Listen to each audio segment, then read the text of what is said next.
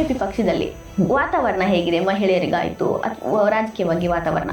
ಆಚೆ ಕಡೆ ಮಾತಾಡೋರು ಜಾಸ್ತಿ ತೊಂದರೆ ಕೊಡ್ತಾರೆ ಹೊರತು ಒಳಗಡೆ ನನಗೆ ಯಾವತ್ತೂ ಆ ಥರ ಅನಿಸಿಲ್ಲ. ನೀವು ವಕ್ತಾರರಾಗೋ ಮುಂಚೆ ನಿಮ್ಗೆ ಏನಾದರೂ ಟ್ರೈನಿಂಗ್ ಕೊಟ್ರ ಪಕ್ಷದ? Effort does not always equal impact or outcome. ಮಾರ್ಗದರ್ಶನ ಕೊಡ್ತಾರ, ಈ ರೀತಿಯಾಗಿ ಮಾತಾಡಿ, ಈ ರೀತಿಯಾಗಿರಿ ಅಂತ ಹೇಗೆ ಪರ್ಸೀವ್ ಮಾಡ್ಬೋದು ಅಂತ ನಾವು ಇನ್ಪುಟ್ ಕೊಡ್ತೀವಿ, ಬೇರೆಯವರಿಂದನೂ ಅದು ಇನ್ಪುಟ್ ಸಿಗುತ್ತೆ. ಈಗ ಓದು ತುಂಬಾ ಮುಖ್ಯ, ಒಬ್ಬ ವಕ್ತಾರಿಯಾಗಿ ಯಾರೇ ವಕ್ತಾರದು. ಹಾಗಾಗಿ ಅದನ್ನ ನಾನು ಇಂಪ್ರೂವ್ ಮಾಡ್ಕೊಳ್ಬೇಕು ಅಂತ ನನಗೆ ಗೊತ್ತಿದೆ. ದಿನಾಗ್ಲೂ ಕನ್ನಡ ನ್ಯೂಸ್ ಪೇಪರ್ ಅಂತೂ ಮಸ್ಟ್. ನೀವು ಕಂಡಂಗೆ ಸಂಘ ಹೇಗೆ? ರಾಜಕೀಯದಿಂದ ನನ್ನ ಲೈಫ್ ಪರ್ಪಸ್ ಏನು ಅಂತ ನನಗೆ ಅರ್ಥ ಆಯ್ತು, ಆದ್ರೆ ಅದ್ರ ಡೈರೆಕ್ಷನ್ ಕೊಟ್ಟಿದ್ದು ನನಗೆ ಸಂಘ. ಮಹಿಳೆಯರಿಗೆ ಸಂಘದಲ್ಲಿ ಯಾವ ರೀತಿ ಇದೆ ಮೇಡಮ್ ಗೌರವ? ನಿಮ್ಮ ಡಿಸಿಪ್ಲಿನ್ಗೆ ಅದ್ರ ಫೋಕಸ್ ಇರುತ್ತೆ ಹೊರತು ನೀವು ಮಹಿಳೆಯರು ಪುರುಷರು ನೀವು ಈ ಜಾತಿ ಆ ಜಾತಿ ಇದು ಯಾವುದೂ ಇಲ್ಲ. ತುಂಬಾ ಚೆನ್ನಾಗಿ ಇವತ್ತು ಡಿಬೇಟ್ ಆಯ್ತು ಅಂತ ಅಥವಾ ತುಂಬಾ ಬೇಜಾರಾಗೋ ಥರದ್ದು? ಒಂದೊಂದು ಬಾರಿ ಮಾತಾಡೋದಕ್ಕೆ ಆಗಲ್ಲ, ಅಷ್ಟು ಕಿರ್ಚಾಟ ನಡೆಯುತ್ತೆ, ಆವಾಗಂತೂ ತುಂಬಾ ಬೇಸರ ಆಗತ್ತೆ. ನೇಪಾಳದಲ್ಲಿ ನೋಡ್ತಿದ್ರೆ ಏನೇನೆಲ್ಲ ಆಗ್ತಿದೆ, ಅದನ್ನ ನಮ್ಮ ಕುತ್ತಿಗೆ ಕಟ್ಟೋ ಕೆಲಸನೂ ಮಾಡ್ತಿದ್ರು ಭಾರತಕ್ಕೆ. ನೇಪಾಳ ಆದ ನಂತರ ಬಹಳಷ್ಟು ಜನ ಇಲ್ಲಿ ಇಚ್ಛೆ ಪಡ್ತಾ ಇದಾರಲ್ಲ ಅದು ಇಲ್ಲೂ ಆಗ್ಲಿ ಅಂತ. ಅವ್ರು ಜೆನ್ಜಿ ಅವರೇ ಹೇಳ್ತಾ ಇದಾರೆ ಯಾರೋ ಬಂದು ಹೈಜಾಕ್ ಮಾಡುದು ಅಂತ. ಯಾವ ಜೆನ್ಜಿ ಅವ್ರು ಪೆಟ್ರೋಲ್ ಬಾಂಬ್ ತಗೊಂಡು ಎಸಿತಾರೆ? ಈಗ ವಕ್ತಾರೆ ಆಗಿದ್ದೀರಾ, ಏನಿದೆ ರಾಜಕೀಯದಲ್ಲಿ ಗುರಿ? ಎಲೆಕ್ಷನ್ ಕಂಟೆಸ್ಟ್ ಮಾಡಬೇಕು ಅಂತ ಆಸೆ ಇದೆ. ನೀವು ನೋಡಿದ ಹಾಗೆ ಬಿಜೆಪಿ ಪಕ್ಷದಲ್ಲಿ ವಾತಾವರಣ ಹೇಗಿದೆ? ಮಹಿಳೆಯರಿಗಾಯ್ತು ಅಥವಾ ರಾಜಕೀಯವಾಗಿ ವಾತಾವರಣ? ನೋಡಿ, ಆಕ್ಚುಲಿ ಆಚೆ ಕಡೆ ಮಾತಾಡೋರು ಜಾಸ್ತಿ ತೊಂದರೆ ಕೊಡ್ತಾರೆ ಹೊರತು ಒಳಗಡೆ ನನಗೆ ಯಾವತ್ತೂ ಆ ಥರ ಅನಿಸಿಲ್ಲ. ಸಹೋದರರಾಗಿ ಜೊತೆ ಕೆಲಸ ಮಾಡುವಂಥದ್ದು ಮತ್ತು ಸಂಘದ ಒಂದು ಬ್ಯಾಕ್ಗ್ರೌಂಡ್ ಮತ್ತು ಅಂಡರ್ಸ್ಟ್ಯಾಂಡಿಂಗ್ ಇರೋದ್ರಿಂದ ಅದ್ರ ಹೇಗೆ ಯಾವ ಥರ ಇರಬೇಕು, ಯಾವ ಥರ ಅಪ್ರೋಚ್ ಮಾಡಬೇಕು ಅದನ್ನೆಲ್ಲನೂ ಕಲ್ತ್ಕೊಂಡು ಬಂದಿರೋವಂಥದ್ದು. ಹಾಗಾಗಿ ನನಗೆ ಯಾವತ್ತೂ ಅನಿಸಿದೆ ನಮ್ಮ ಮೀಡಿಯಾ ಡಿಪಾರ್ಟ್ಮೆಂಟಲ್ಲಿ ಎಸ್ಪೆಷಲಿ ಆಗಿ ನನ್ನನ್ನು ಚಿಕ್ಕವಳಾಗಿ ನೋಡ್ತಾರೆ, ಬಟ್ ಎಲ್ಲರೂ ತಮ್ಮ ತಂಗಿಯಾಗಿ ಅದು ನೋಡ್ತಾರೆ. ನಾನು ತಪ್ಪು ಮಾಡಿದ್ರೆ ನನ್ನನ್ನು ತಿದ್ದುವಂಥದ್ದು ಅಥವಾ ನಾನು ಬಹಳಷ್ಟು ಬಾರಿ ನನಗೆ ಅನ್ಸುತ್ತೆ ನಾನು ಜೋರು ಮಾತಾಡಲ್ಲ ಅಂತ. ಮಾತಾಡಿ ಅಂತ ನನಗೆ ಒಂದು ಅವಕಾಶ ಕೊಡ್ತಾರೆ. ಪ್ಲಸ್ ಎಲ್ಲರಿಂದನೂ ಕಲಿಯೋದಕ್ಕೂ ಬಹಳ ಹಿರಿಯರು ಇದ್ದಾರೆ ನಮ್ಮ ತಂಡದಲ್ಲಿ. ಅವರಿಂದ ಕಲಿಯೋದಕ್ಕೂ ನನಗೆ ಬಹಳ ಅವಕಾಶ ಸಿಗುತ್ತೆ. ಮತ್ತೆ ನನಗೆ ಯಾವ್ದಾದ್ರು ಪ್ರಶ್ನೆ ಇದ್ರೆ ನಾನು ಯಾವತ್ತೂ ನಮ್ಮ ಮುಖ್ಯ ವಕ್ತಾರರು ಇರ್ಬೋದು, ಪ್ರಕಾಶ್ ಅವ್ರು ಇರ್ಬೋದು, ಎಲ್ಲರಿಗೂ ಫೋನ್ ಮಾಡಿ ಪ್ರಶ್ನೆ ಕೇಳ್ತೀನಿ. ಅಶೋಕ್ ಗೌಡ್ರು ಅಥವಾ ಮೋಹನ್ ವಿಶ್ವ ಅವರಿಗೆ ನನಗೆ ಯಾರು TV ಡಿಬೇಟಿಗೆ ಹೋದ್ರೆ ನೀವು ಚೆನ್ನಾಗಿ ಮಾತಾಡಿದ್ರಿ, ಇದರಿಂದ ನಿಮ್ಮ ಪಾಯಿಂಟ್ಸ್ ನಾನು ಕಲಿಬೋದು, ಇದೇ ಒಂದು. ಮತ್ತೆ ಇದ್ದಿದ್ದೆ ಒಂದು ಕಾಫಿ ಕುಡಿಯುವಂಥದ್ದು, ಪಕ್ಷದ ಬೈಟೆಕ್ ಆದ ನಂತರ ಒಂದು ಬಾರಿ ಹೋಗಿ ಕಾಫಿ ಕುಡಿಯೋದು ಎಲ್ಲ ಮುಕ್ತವಾಗಿ. ಹೌದು. ಈಗ ವಕ್ತಾರರಾಗೋ ಮುಂಚೆ ನಿಮ್ಗೆ ಏನಾದ್ರು ಟ್ರೈನಿಂಗ್ ಕೊಟ್ರ ಪಕ್ಷದವರು ಅಥವಾ ಸಹಜವಾಗಿ? ಸೊ ಕಾರ್ಯಾಗಾರ ನಡೀತು ಎಲೆಕ್ಷನ್ಗಿಂತ ಮುಂಚೆ. ನೋಡಿ, ಎಲ್ಲಾರ್ದು ಒಂದು ಕಂಪ್ಲೇಂಟ್ ಥರ ಯಾರೋ ಹೇಳಿದರು, ಒಬ್ಬ ಮಹಿಳಾ ವಕ್ತಾರೆಯಾಗಿ ಅವರು ತುಂಬ ಕೈ ಅಲ್ಲಾಡಿಸ್ಕೊಂಡು ತುಂಬ ಅಗ್ರೆಸಿವ್ ಆಗಿ ಮಾತಾಡ್ತಾರೆ, ಇನ್ನೂ ಸಭ್ಯತೆಯಿಂದ ಮಾತಾಡಬೇಕು ಅಂತ. ಇದು ಯಾರು ಮಹಿಳೆಯಿಂದ ಬಂದಿದ್ದ ವಿಚಾರ ಇದು. ಸೊ ನಾನು ಅದಕ್ಕೆ ಹೇಳಿದೆ, ಎಲ್ಲಾರ್ದು ಅವ್ರದ್ದೇ ಆದಂತಹ ಒಂದು ಸ್ಟೈಲ್ ಅಂತ ಇರುತ್ತೆ. ಹೌದು, ನಾನೊಂದು ಸ್ವಲ್ಪ ಜಾಸ್ತಿ ನನ್ನ ಕೈನ ಹೀಗೆ ಹಾಗೆ ಇಟ್ಕೊಂಡು ಮಾತಾಡ್ತೀನಿ. ಹೌದು, ಅದು ಪಾಯಿಂಟ್ ಎಫೆಕ್ಟಿವ್ ಆಯ್ತೋ ಇಲ್ವೋ ಅನ್ನೋದ್ರ ಬಗ್ಗೆ ನಾವು ಯೋಚನೆ ಮಾಡಬೇಕು ಹೊರತು ನಾವು ಲೇಡಿ ಲೈಕ್ ಆಗಿದೀವೋ ಇಲ್ವೋ ಅನ್ನೋದ್ರ ಬಗ್ಗೆ ಅಂತ ಅಲ್ಲ. ಕಾರ್ಯಾಗಾರ ನಾನು ಹೇಳಿದಾಗ ಆಲ್ಮೋಸ್ಟ್ ಒನ್ ಡೇ ಕಾರ್ಯಾಗಾರ ನಡೀತು. ನ್ಯಾಷನಲ್ ಸ್ಪೋಕ್ಸ್ ಪರ್ಸನ್ ಇಂದ ನಮಗೆ ಟ್ರೈನಿಂಗ್ ಸಿಕ್ತು. ಅದು ಬಿಟ್ಟು ಈ ಎಲೆಕ್ಷನ್ ಆದ ನಂತರ ಒಂದೆರಡು ಬಜೆಟ್ ಟೈಮಿನಲ್ಲಿ ಯಾವತ್ತೂ ನಮಗೊಂದು ಕಾರ್ಯಾಗಾರ ನಡೆಯುತ್ತೆ. ನಾವು ಪ್ರತಿ ವಾರ ಮೀಟ್ ಮಾಡ್ತೀವಿ. ನಮ್ಮದು ಪ್ರತಿದಿನ ಮೀಟಿಂಗ್ ಇದೆ, ಪ್ಲಸ್ ಪ್ರತಿ ವಾರ ಮೀಟ್ ಮಾಡ್ತೀವಿ. ಸೊ ಕಂಟಿನ್ಯೂಸ್ ಟ್ರೈನಿಂಗ್ ಅಂತ ಹೇಳ್ಬೋದು ನೀವು. ಕಂಟಿನ್ಯೂಸ್ ಟ್ರೈನಿಂಗ್ ನಡೀತಾ ಇರುತ್ತೆ. ಶಿಸ್ತು ಇದೆಲ್ಲನೂ ಪಕ್ಷದಲ್ಲಿ ಅದಕ್ಕೆ ತುಂಬ ಪ್ರಾಮಿನೆನ್ಸ್ ಕೊಡ್ತಾರೆ ನಮ್ಮ ಪಕ್ಷದಲ್ಲಿ. ಮತ್ತು ನಮ್ಮ ಪಕ್ಷದಲ್ಲಿ ನಾವು ಏನಾದ್ರು ನಾನು TV ನಲ್ಲಿ ಮಾತಾಡಬೇಕಾದಾಗ ಅಲ್ಲಿ ಇಬ್ಬರು ನೋಡ್ತಾ ಇರ್ತಾರೆ, ಕಾನ್ಸ್ಟೆಂಟ್ ಆಗಿ ಫೀಡ್ಬ್ಯಾಕ್ ಕೊಡ್ತಾರೆ, ರಿವ್ಯೂ ಮಾಡ್ತಾರೆ. ವೆರಿ ಸ್ಟ್ರಕ್ಚರ್ಡ್ ಆರ್ಗನೈಸೇಷನ್ ಅಂತ ಹೇಳ್ಬೋದು. ಇದು ನೋಡಿ, ರಾಜಕೀಯದಲ್ಲಿ effort does not always equal impact or outcome. So outcome ನೋಡಿ ಎಫರ್ಟ್ ಹಾಕ್ತಿಲ್ಲ ಅಂತ ಕಾರ್ಯಕರ್ತರು ನೀವು ಅಂದ್ಕೊಳ್ಬಾರ್ದು. ಎಫರ್ಟ್ ಇದೆ, ಎಲ್ಲಿ ಕಡಿಮೆ ಆಗಿರುತ್ತೆ. ಒಂದೊಂದು ಬಾರಿ ಸರ್ಕಾರ ಬರುತ್ತೆ, ಒಂದೊಂದ್ಸರಿ ಬರೋದಿಲ್ಲ, ಒಂದ್ಸರಿ ಎಲೆಕ್ಷನ್ ಗೆಲ್ತೀವಿ, ಸೋಲ್ತೀವಿ, ಅದಕ್ಕೆ ಬೇರೆ ಬೇರೆ ಕಾರಣಗಳಿರುತ್ತೆ. ಆದರೆ ಒಬ್ಬ ಕಾರ್ಯಕರ್ತನ ಶಿಸ್ತು, ಕಾರ್ಯಕರ್ತನ ಎಫರ್ಟ್, ಅದು ನಮ್ಮ ಪಕ್ಷದಲ್ಲಿ ಯಾವತ್ತೂ 100 ಅಂದರೆ ಅದು 200% ಕೊಡ್ತೀವಿ. ಅದು ನಾನು ನೋಡ್ಕೊಂಡು ಬಂದಿರೋದು. ಆ ಒಂದು ಡೆಡಿಕೇಶನ್, ದೇಶ ಸೇವೆ, ಅದೆಲ್ಲನೂ ನಮ್ಮಲ್ಲಿ ನಮ್ಮ ಪಕ್ಷದಲ್ಲಿ ಸಂಘಟನೆಯಲ್ಲಿ ಯಾವತ್ತೂ ಇದ್ದಿದ್ದೇನೆ. ಈಗ ನೀವು ಒಂದು ಟಿವಿ ಡಿಬೇಟ್ಗೋ ಅಥವಾ ಚರ್ಚೆಗೋ ಯಾವುದೇ ಕಾರ್ಯಕ್ರಮಕ್ಕೆ ಹೋಗ್ತೀರಾ, ಬಿಜೆಪಿ ವಕ್ತಾರಿಯಾಗಿ ನಿಮ್ಗೆ ಮಾರ್ಗದರ್ಶನ ಕೊಡ್ತಾರಾ, ಈ ರೀತಿಯಾಗಿ ಮಾತಾಡಿ, ಈ ರೀತಿಯಾಗಿರಿ ಅಂತ ನಿಮ್ಗೆ ನಿಮ್ಮ ಹತ್ರ ಇರುತ್ತೆ ಏನ್ ಮಾತಾಡ್ಬೇಕು ಅಂತ, ನೀವು ಕೇಳ್ಕೊಂಡು ಹೋಗ್ತೀರಾ ಈ ರೀತಿ ನೋಡಿ, ಇದು ಒಂದು ಸಿಂಬಯೋಟಿಕ್ ರಿಲೇಶನ್ಶಿಪ್. ಒಬ್ಬ ವಕ್ತಾರರಾಗಿ ನಾವೂನು ಏನು ನ್ಯೂಸ್ ಅಲ್ಲಿ ಇದೆಯೋ ಅದ್ರ ಬಗ್ಗೆ ಹೇಗ್ ಪರ್ಸೀವ್ ಮಾಡ್ಬೋದು ಅಂತ ನಾವೂನು ಇನ್ಪುಟ್ ಕೊಡ್ತೀವಿ, ಬೇರೆಯವರಿಂದನೂ ಅದು ಇನ್ಪುಟ್ ಸಿಗುತ್ತೆ. ಹಿರಿಯರು ಇರ್ತಾರೆ ಮಾರ್ಗದರ್ಶನ ಮಾಡೋದಕ್ಕೆ. ನಾ ಹೇಳ್ದಂಗೆ ಪ್ರತಿ ದಿವಸ ನಾವು ಮೀಟಿಂಗ್ ಇದ್ದೇ ಇರುತ್ತೆ. ಹಾಗಾಗಿ ನಮ್ಗೆ ಅದ್ರದ್ದು ಏನ್ ನಡೀತಾ ಇದೆ, ಯಾವ ತರ ವಿಷಯ, ಅದನ್ನೆಲ್ಲ ಒಂದು ಐಡಿಯಾ ಬಂದೇ ಬರುತ್ತೆ.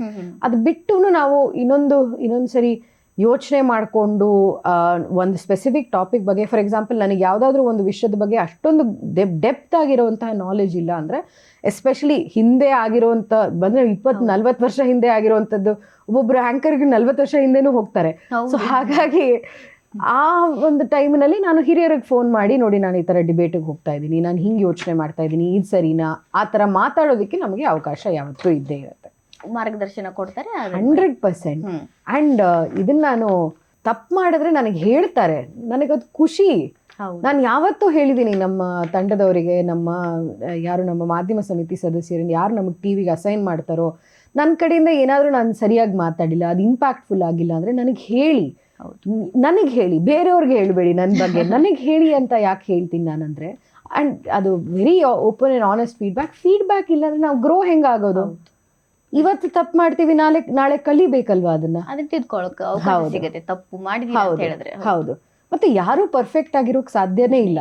ಮತ್ತೆ ನೀವು ಡಿಬೇಟ್ಗಳು ನೋಡಿದ್ರೆ ಅಲ್ಲಿ ಹೆದರಿಕೆ ಆಗತ್ತೆ, ಎಲ್ಲಿಂದ ಎಲ್ಗೋ ಹೌದು. ಸೊ ಅದ್ರದ್ದು ಹೋಲ್ಡ್ ಇರಬೇಕು, ಒಂದು ಸಬ್ಜೆಕ್ಟಿನ ಹೋಲ್ಡ್ ಇರಬೇಕು, ನಮ್ಮ ಇಮೋಷನ್ಸ್ ಬಗ್ಗೆ ನಮ್ಗೆ ಹೋಲ್ಡ್ ಇರಬೇಕು. ಒಂದೊಂದ್ಸರಿ ಕೋಪ ಬರುತ್ತೆ, ಒಂದ್ಸರಿ ಬಹಳ ಬೇಜಾರಾಗತ್ತೆ.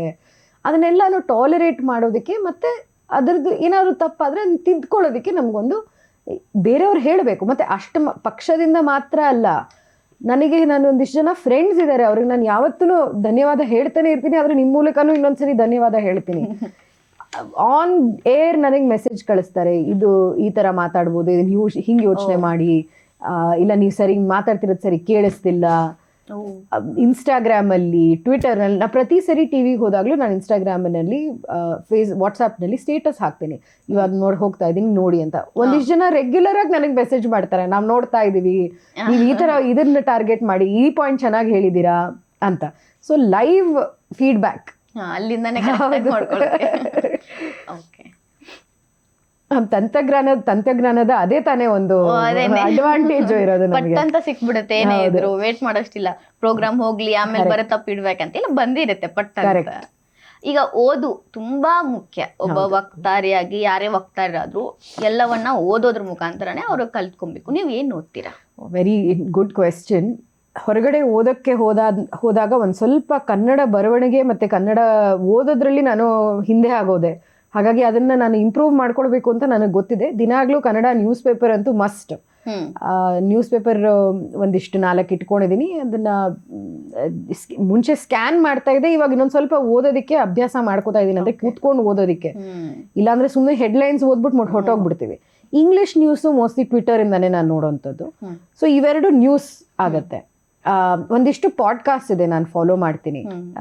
ಅದನ್ನ ಹೇಳಕ್ ಇಷ್ಟಪಡೋದಿಲ್ಲ, ಬಟ್ ನ್ಯೂಸ್ ಚಾನಲ್ಸ್ದು ಪಾಡ್ಕಾಸ್ಟ್ ಎಕ್ಸೆಟ್ರಾ, ಇಶ್ಯೂ ಸ್ಪೆಸಿಫಿಕ್ ಆಗಿ ಅದನ್ನ ನಾನು ಅಲ್ಲಿಂದ ನನಗೆ ನಾಲೆಡ್ಜ್ ಇದಾಗತ್ತೆ. ಬುಕ್ಸ್ ಓದೋದು, ಇದು ಆ್ಯಕ್ಚುಲಿ ಆಪರೇಷನ್ ಸಿಂಧೂರ್ ಟೈಮ್ನಲ್ಲಿ ಒಂದು ಒಳ್ಳೆ ಪುಸ್ತಕ ನಾನು ಇಟ್ಟುಕೊಂಡಿದ್ದೆ, ಅದನ್ನ ಪೂರ್ತಿಯಾಗಿ ಮುಗಿಸಿದೆ ಸದ್ಯಕ್ಕೆ. ಅದು ಬಿಟ್ಟು ಪುಸ್ತಕ ಓದೋ ಸಮಯ ಅಷ್ಟೊಂದಿಲ್ಲ. ನನ್ನ ಕೆಲಸ ಹೇಗಾಗಿದೆ ಅಂದರೆ, ಇವಾಗ ಬಹಳಷ್ಟು ನಾನು ರಿಸರ್ಚ್ ಮಾಡ್ತೀನಿ. ಸೊ ಫಾರ್ ಎಕ್ಸಾಂಪಲ್, ನಾನು ಇವಾಗ ಅಗ್ರಿಕಲ್ಚರಲ್ ಟೆಕ್ನಾಲಜಿ ಬಗ್ಗೆ ಒಂದು ಪೇಪರ್ ಬರಿತಾ ಇದ್ದೀನಿ. ಮುಂಚೆ ಫೈನಾನ್ಸ್ ಕಮಿಷನ್ ಬಗ್ಗೆ ಒಂದು ಪೇಪರ್ ಬರೀತಿದ್ದೆ. ಸೊ ಅದರಿಂದ ಬಹಳ ರಿಪೋರ್ಟ್ಸ್ ಓದ್ತೀನಿ ನಾನು. ಅದರದ್ದು ಅಭ್ಯಾಸ ಇದೆ. ಯಾವ ಒಂದು ಗವರ್ಮೆಂಟ್ ರಿಪೋರ್ಟ್ಸ್ ಇರ್ಬೋದು, ಥಿಂಕ್ ಟ್ಯಾಂಕ್ ರಿಪೋರ್ಟ್ಸ್ ಇರ್ಬೋದು, ಇದ್ರ ಓದೋ ಒಂದು ಅಭ್ಯಾಸ ಇದೆ. ಇದಿಷ್ಟರಲ್ಲಿ ನನಗೆ ಎಲ್ಲಿ ಅದು ಲ್ಯಾಕಿಂಗ್ ಇದೆ ಅಂದರೆ, ಇನ್ನು ಕನ್ನಡ ಪುಸ್ತಕಗಳನ್ನು ಕೂತ್ಕೊಂಡು ಓದೋ ಅಂಥ ಒಂದು ಸಮಯನೂ ಇಲ್ಲ, ಮತ್ತು ಅದರದ್ದು ಬೆಂಟ್ ಆಫ್ ಮೈಂಡು ಬಂದಿಲ್ಲ. ಅದನ್ನು ನಾನು ಸರಿ ಮಾಡ್ಕೊಳ್ಬೇಕು ಅಂತ ನಾನು ಅಂದ್ಕೊಂಡಿರೋವಂಥದ್ದು. ಇದಿಷ್ಟು ಓದುವ ಆಮೇಲೆ ಏನಾಗೋಗಿದೆ ಅಂದರೆ ಸ್ಕ್ರೀನ್ ಟೈಮ್ ಎಷ್ಟು ಜಾಸ್ತಿ ಆಗಿದೆ. ಹೌದು ಮತ್ತು ನಾನು ಟಿ ವಿಗೆ ಹೋಗಿ ಬಂದು ಯಾರೋ ಎಡಿಟ್ ಮಾಡ್ತಾರೆ ಇಲ್ಲ, ನಾನೇ ಎಡಿಟ್ ಮಾಡ್ಕೊಳ್ತಾ ಇರೋದು. ಸೊ ಅದ್ರದ್ದು ಒಂದು ಟೈಮ್ ಬ್ಲಾಕ್ ಮಾಡ್ಕೊಳ್ಬೇಕು. ಸಾಯಂಕಾಲ ಪೂರ್ತಿ ಇದರಲ್ಲೇ ಹೊಟ್ಟೋಗುತ್ತೆ. ಇವತ್ತು ನನಗೆ ಸಾಯಂಕಾಲ ಟಿ ವಿ ಡಿಬೇಟ್ ಇದೆ 7:25ಗೆ, ಅದಾದ ನಂತರ ಎಡಿಟ್ ಮಾಡೋದಕ್ಕೆ 1 hour ಇಟ್ಕೊಳ್ಬೇಕು. ಸೊ ಈ ಥರ ಎಲ್ಲನೂ ಟೈಮ್ ಸ್ವಲ್ಪ ಸಾಕಾಗ್ತಾ ಇಲ್ಲ ಸದ್ಯಕ್ಕೆ. ಒಂದು ಏನು ಅಂದರೆ ನನಗೆ ನೆಕ್ಸ್ಟ್ ಆ್ಯಕ್ಚುಲಿ ಸ್ಯಾಟರ್ಡೇಯಿಂದ ಈ ವಾರದಿಂದ ಒಂದು AI ಅಲ್ಲಿ ಒಂದು ಕೋರ್ಸ್ ಮಾಡ್ತಾ ಇದ್ದೀನಿ. ಸೊ ನಮ್ಮ ರಾಜಕೀಯ ಕ್ಷೇತ್ರದಲ್ಲಿ ಬೇಕಾಗಿರುವಂತಹ ವಿಷಯಗಳನ್ನು ಬಿಟ್ಟು ಪಾಲಿಸಿ ಕ್ಷೇತ್ರಗಳಲ್ಲಿ, ತಂತ್ರಜ್ಞಾನ ಕ್ಷೇತ್ರಗಳಲ್ಲಿ ಆ ಒಂದು ಅದರದ್ದು ಅಪ್ಡೇಟ್ಸ್ ನನಗೆ ಬರ್ತಾ ಇರಬೇಕು ಅಂತ ನನ್ನ ಒಂದು ಇಚ್ಛೆ ಯಾವತ್ತೂ ಇದ್ದಿದ್ದೆ. ಸೊ ಈ ಒಂದು AI ಕೋರ್ಸ್ ಮಾಡ್ತಾ ಇದ್ದೀನಿ. ಅದು ಬಿಟ್ಟು ಯಾವ್ದಾದ್ರು ನಮ್ಮ ಆನ್ಲೈನ್ ಕೋರ್ಸಸ್ ಬಹಳಷ್ಟು ಮಾಡ್ಕೊಂಡು ಬರ್ತೀನಿ. ಸೊ ಸಮಯದ ಅಭಾವದಿಂದ ಓದಕ್ಕಾಗ್ತಿಲ್ಲ, ಸಿಕ್ಕಾಗೆಲ್ಲ ಓದ್ತಿರ್ತೀನಿ. ಒಂದೇ ಅದೇ ಪುಸ್ತಕಗಳು ಓದ್ತಾ ಇಲ್ಲ ನಾನು ಅನ್ನೋದ್ರ ಬಗ್ಗೆ ನನ್ನ ಬೇಸರ ಇದೆ. ಹಿಂದೆ ಭೈರಪ್ಪನವರು ನಾವೆಲ್ಸನ್ನ ಓದ್ಕೊಂಡು ಬರ್ತಿದ್ದು ಯಾವಾಗ ಎಲ್ಲಿ ಟೈಮ್ ಇರ್ತಿತ್ತೋ ಹೇಗೆ ಅನ್ನತ್ತೆ ನನಗೆ ಜ್ಞಾಪಕನೇ ಇಲ್ಲ. ಪರ್ವಾ ಕೂತ್ಕೊಂಡು ಓದಿದೀನಿ ಅಂತ ನನಗೆ ನಂಬಕ್ಕೆ ಆಗಲ್ಲ. ಆದರೆ ಇವಾಗ ಅಷ್ಟು ಸಮಯ ಎಲ್ಲಿಂದ ಸಿಗತ್ತೆ ಅನ್ನೋದು ಅದೇ ಹೇಳ್ತಾ ಇರಲ್ಲ, ಒಂದು ಕಾಲದಲ್ಲಿ ಆ ಸಮಯ ಇದ್ದಾಗ ಈ ಥರದ್ದೆಲ್ಲನೂ ಓದ್ಬಿಡ್ಬೇಕು ಅಂತ. ಸೊ ಮುಂಚೆ ಓದ್ತಿದ್ದೆ. ನನ್ನ ಮನೆಯಲ್ಲಿ ಆ್ಯಕ್ಚುಲಿ 4 ಬುಕ್ ಶೆಲ್ಫ್ ಇದೆ. ಸೊ ಬುಕ್ ಕಲೆಕ್ಟ್ ಮಾಡೋದು, ಅದನ್ನು ಮುಂಚೆಯಿಂದ ಓದ್ಕೊಂಡು ಬರೋದು ಅಭ್ಯಾಸ ಇದೆ. ಇವಾಗ ಪುಸ್ತಕ ಓದೋದ್ರಲ್ಲಿ ಒಂದು ಸ್ವಲ್ಪ ಟೈಮ್ ಕಡಿಮೆ ಆಗಿದೆ ಅಷ್ಟೆ. ನೀವು ಕಂಡಂಗೆ ಸಂಘ ಹೇಗೆ? ನಾನು ಯಾವತ್ತೂ ಹೇಳ್ತೀನಿ, ನನ್ನ ಜೀವನದಲ್ಲಿ ರಾಜಕೀಯ ನನಗೊಂದು ಪರ್ಪಸ್ಸನ್ನು ಕೊಡ್ತು. ತುಂಬ ವಿಚಿತ್ರವಾದಂತಹ ಸ್ಟೇಟ್ಮೆಂಟ್ ಅಂತ ಭಾಳ ಜನ ಅಂದ್ಕೊಳ್ಬೋದು, ಆದರೆ ರಾಜಕೀಯದಿಂದ ನನ್ನ ಲೈಫ್ ಪರ್ಪಸ್ ಏನು ಅಂತ ನನಗೆ ಅರ್ಥ ಆಯಿತು. ಆದರೆ ಅದರ ಡೈರೆಕ್ಷನ್ ಕೊಟ್ಟಿದ್ದು ನನಗೆ ಸಂಘ. ನನಗೆ ಸಂಘದ ಬಗ್ಗೆ ಇರೋಂತಹ ಒಂದು ಹಿರಿಮೆ, ಅದ್ರ ಬಗ್ಗೆ ಇರೋಂತಹ ಒಂದು ಅಭಿಪ್ರಾಯ, ಇದೆಲ್ಲನೂ ಯಾರೋ ಹೇಳಿದ್ರು ಅಥವಾ ನಮ್ಮ ಮನೆಯಲ್ಲಿ ಸಂಘದ ಶಾಖೆಗೆ ಹೋಗ್ತಾಯಿದ್ರು ಹಾಗಾಗಿ ಅಲ್ಲಿಂದ ಬಂತು ಅಂತ ಇಲ್ಲ. ಆ್ಯಕ್ಚುಲಿ ನಾನು ಇನ್ನೂ ಅದರದ್ದು ಆಪೋಸಿಟ್ ಡಿರೆಕ್ಷನಲ್ಲಿ ಹೋಗ್ತಿರ್ಬೇಕಾದಾಗ ನನಗೆ ಸಂಘ ಇಂಟ್ರಡ್ಯೂಸ್ ಆಗಿತ್ತು. ಸಂಘ ಇಂಟ್ರಡ್ಯೂಸ್ ಆದಾಗ ನಾನು ಪ್ರಶ್ನೆ ಕೇಳೋಕ್ಕೆ ಶುರು ಮಾಡಿದೆ. ಗುರುಜಿ ಗೋಲ್ವರ್ಕರ್ ಅವರ ಪುಸ್ತಕ ಇರ್ಬೋದು, ಅದಾದ ನಂತರ ಹೆಗ್ಡೆವಾರದ ಅಷ್ಟೊಂದು ಓದಿಲ್ಲ, ಬಟ್ ಗುರುಜಿ ಅವ್ರದ್ದು ಜಾಸ್ತಿ ಓದಿದ್ದು ನಾನು.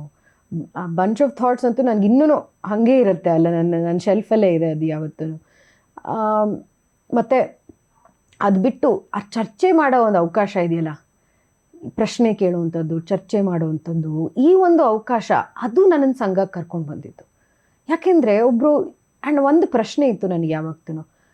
ಒಂದು ಪಕ್ಷಕ್ಕೆ ಹೋದರೆ ಅವರ ತಾಯಿ, ಅವರ ತಂದೆ, ಅವರ ಅಜ್ಜಿ ಮಾಡಿರುವಂತಹ ಕೆಲಸಗಳೇನೇ ಆ ಪಕ್ಷದ ಸಿದ್ಧಾಂತ ಆಗೋದ್ರೆ ನನಗೆ ಅದ್ರ ಬಗ್ಗೆ ಆಸಕ್ತಿ ಇಲ್ಲ. ಆದರೆ ಇನ್ನೊಂದು ಕಡೆ ಇದ್ದಿದ್ದು ಏನು ಅಂದರೆ ದೇಶ ಸೇವೆ, ನಮ್ಮ ದೇಶದ ಬಗ್ಗೆ ಕಲ್ಪನೆ, ನಮ್ಮ ಧರ್ಮದ ಬಗ್ಗೆ ಅದರ ಕಲ್ಪನೆ, ಇದೆಲ್ಲನೂ. ಆ್ಯಂಡ್ ಏನು ಮುಖ್ಯ ಆಗುತ್ತೆ ಅಂದರೆ, ನಾನು ಹೇಳಿದ್ನಲ್ಲ, ನಾನು ಹುಟ್ಟು ಬೆಳೆದಿದ್ದ ವಾತಾವರಣ ಬಹಳ ಕಷ್ಟದ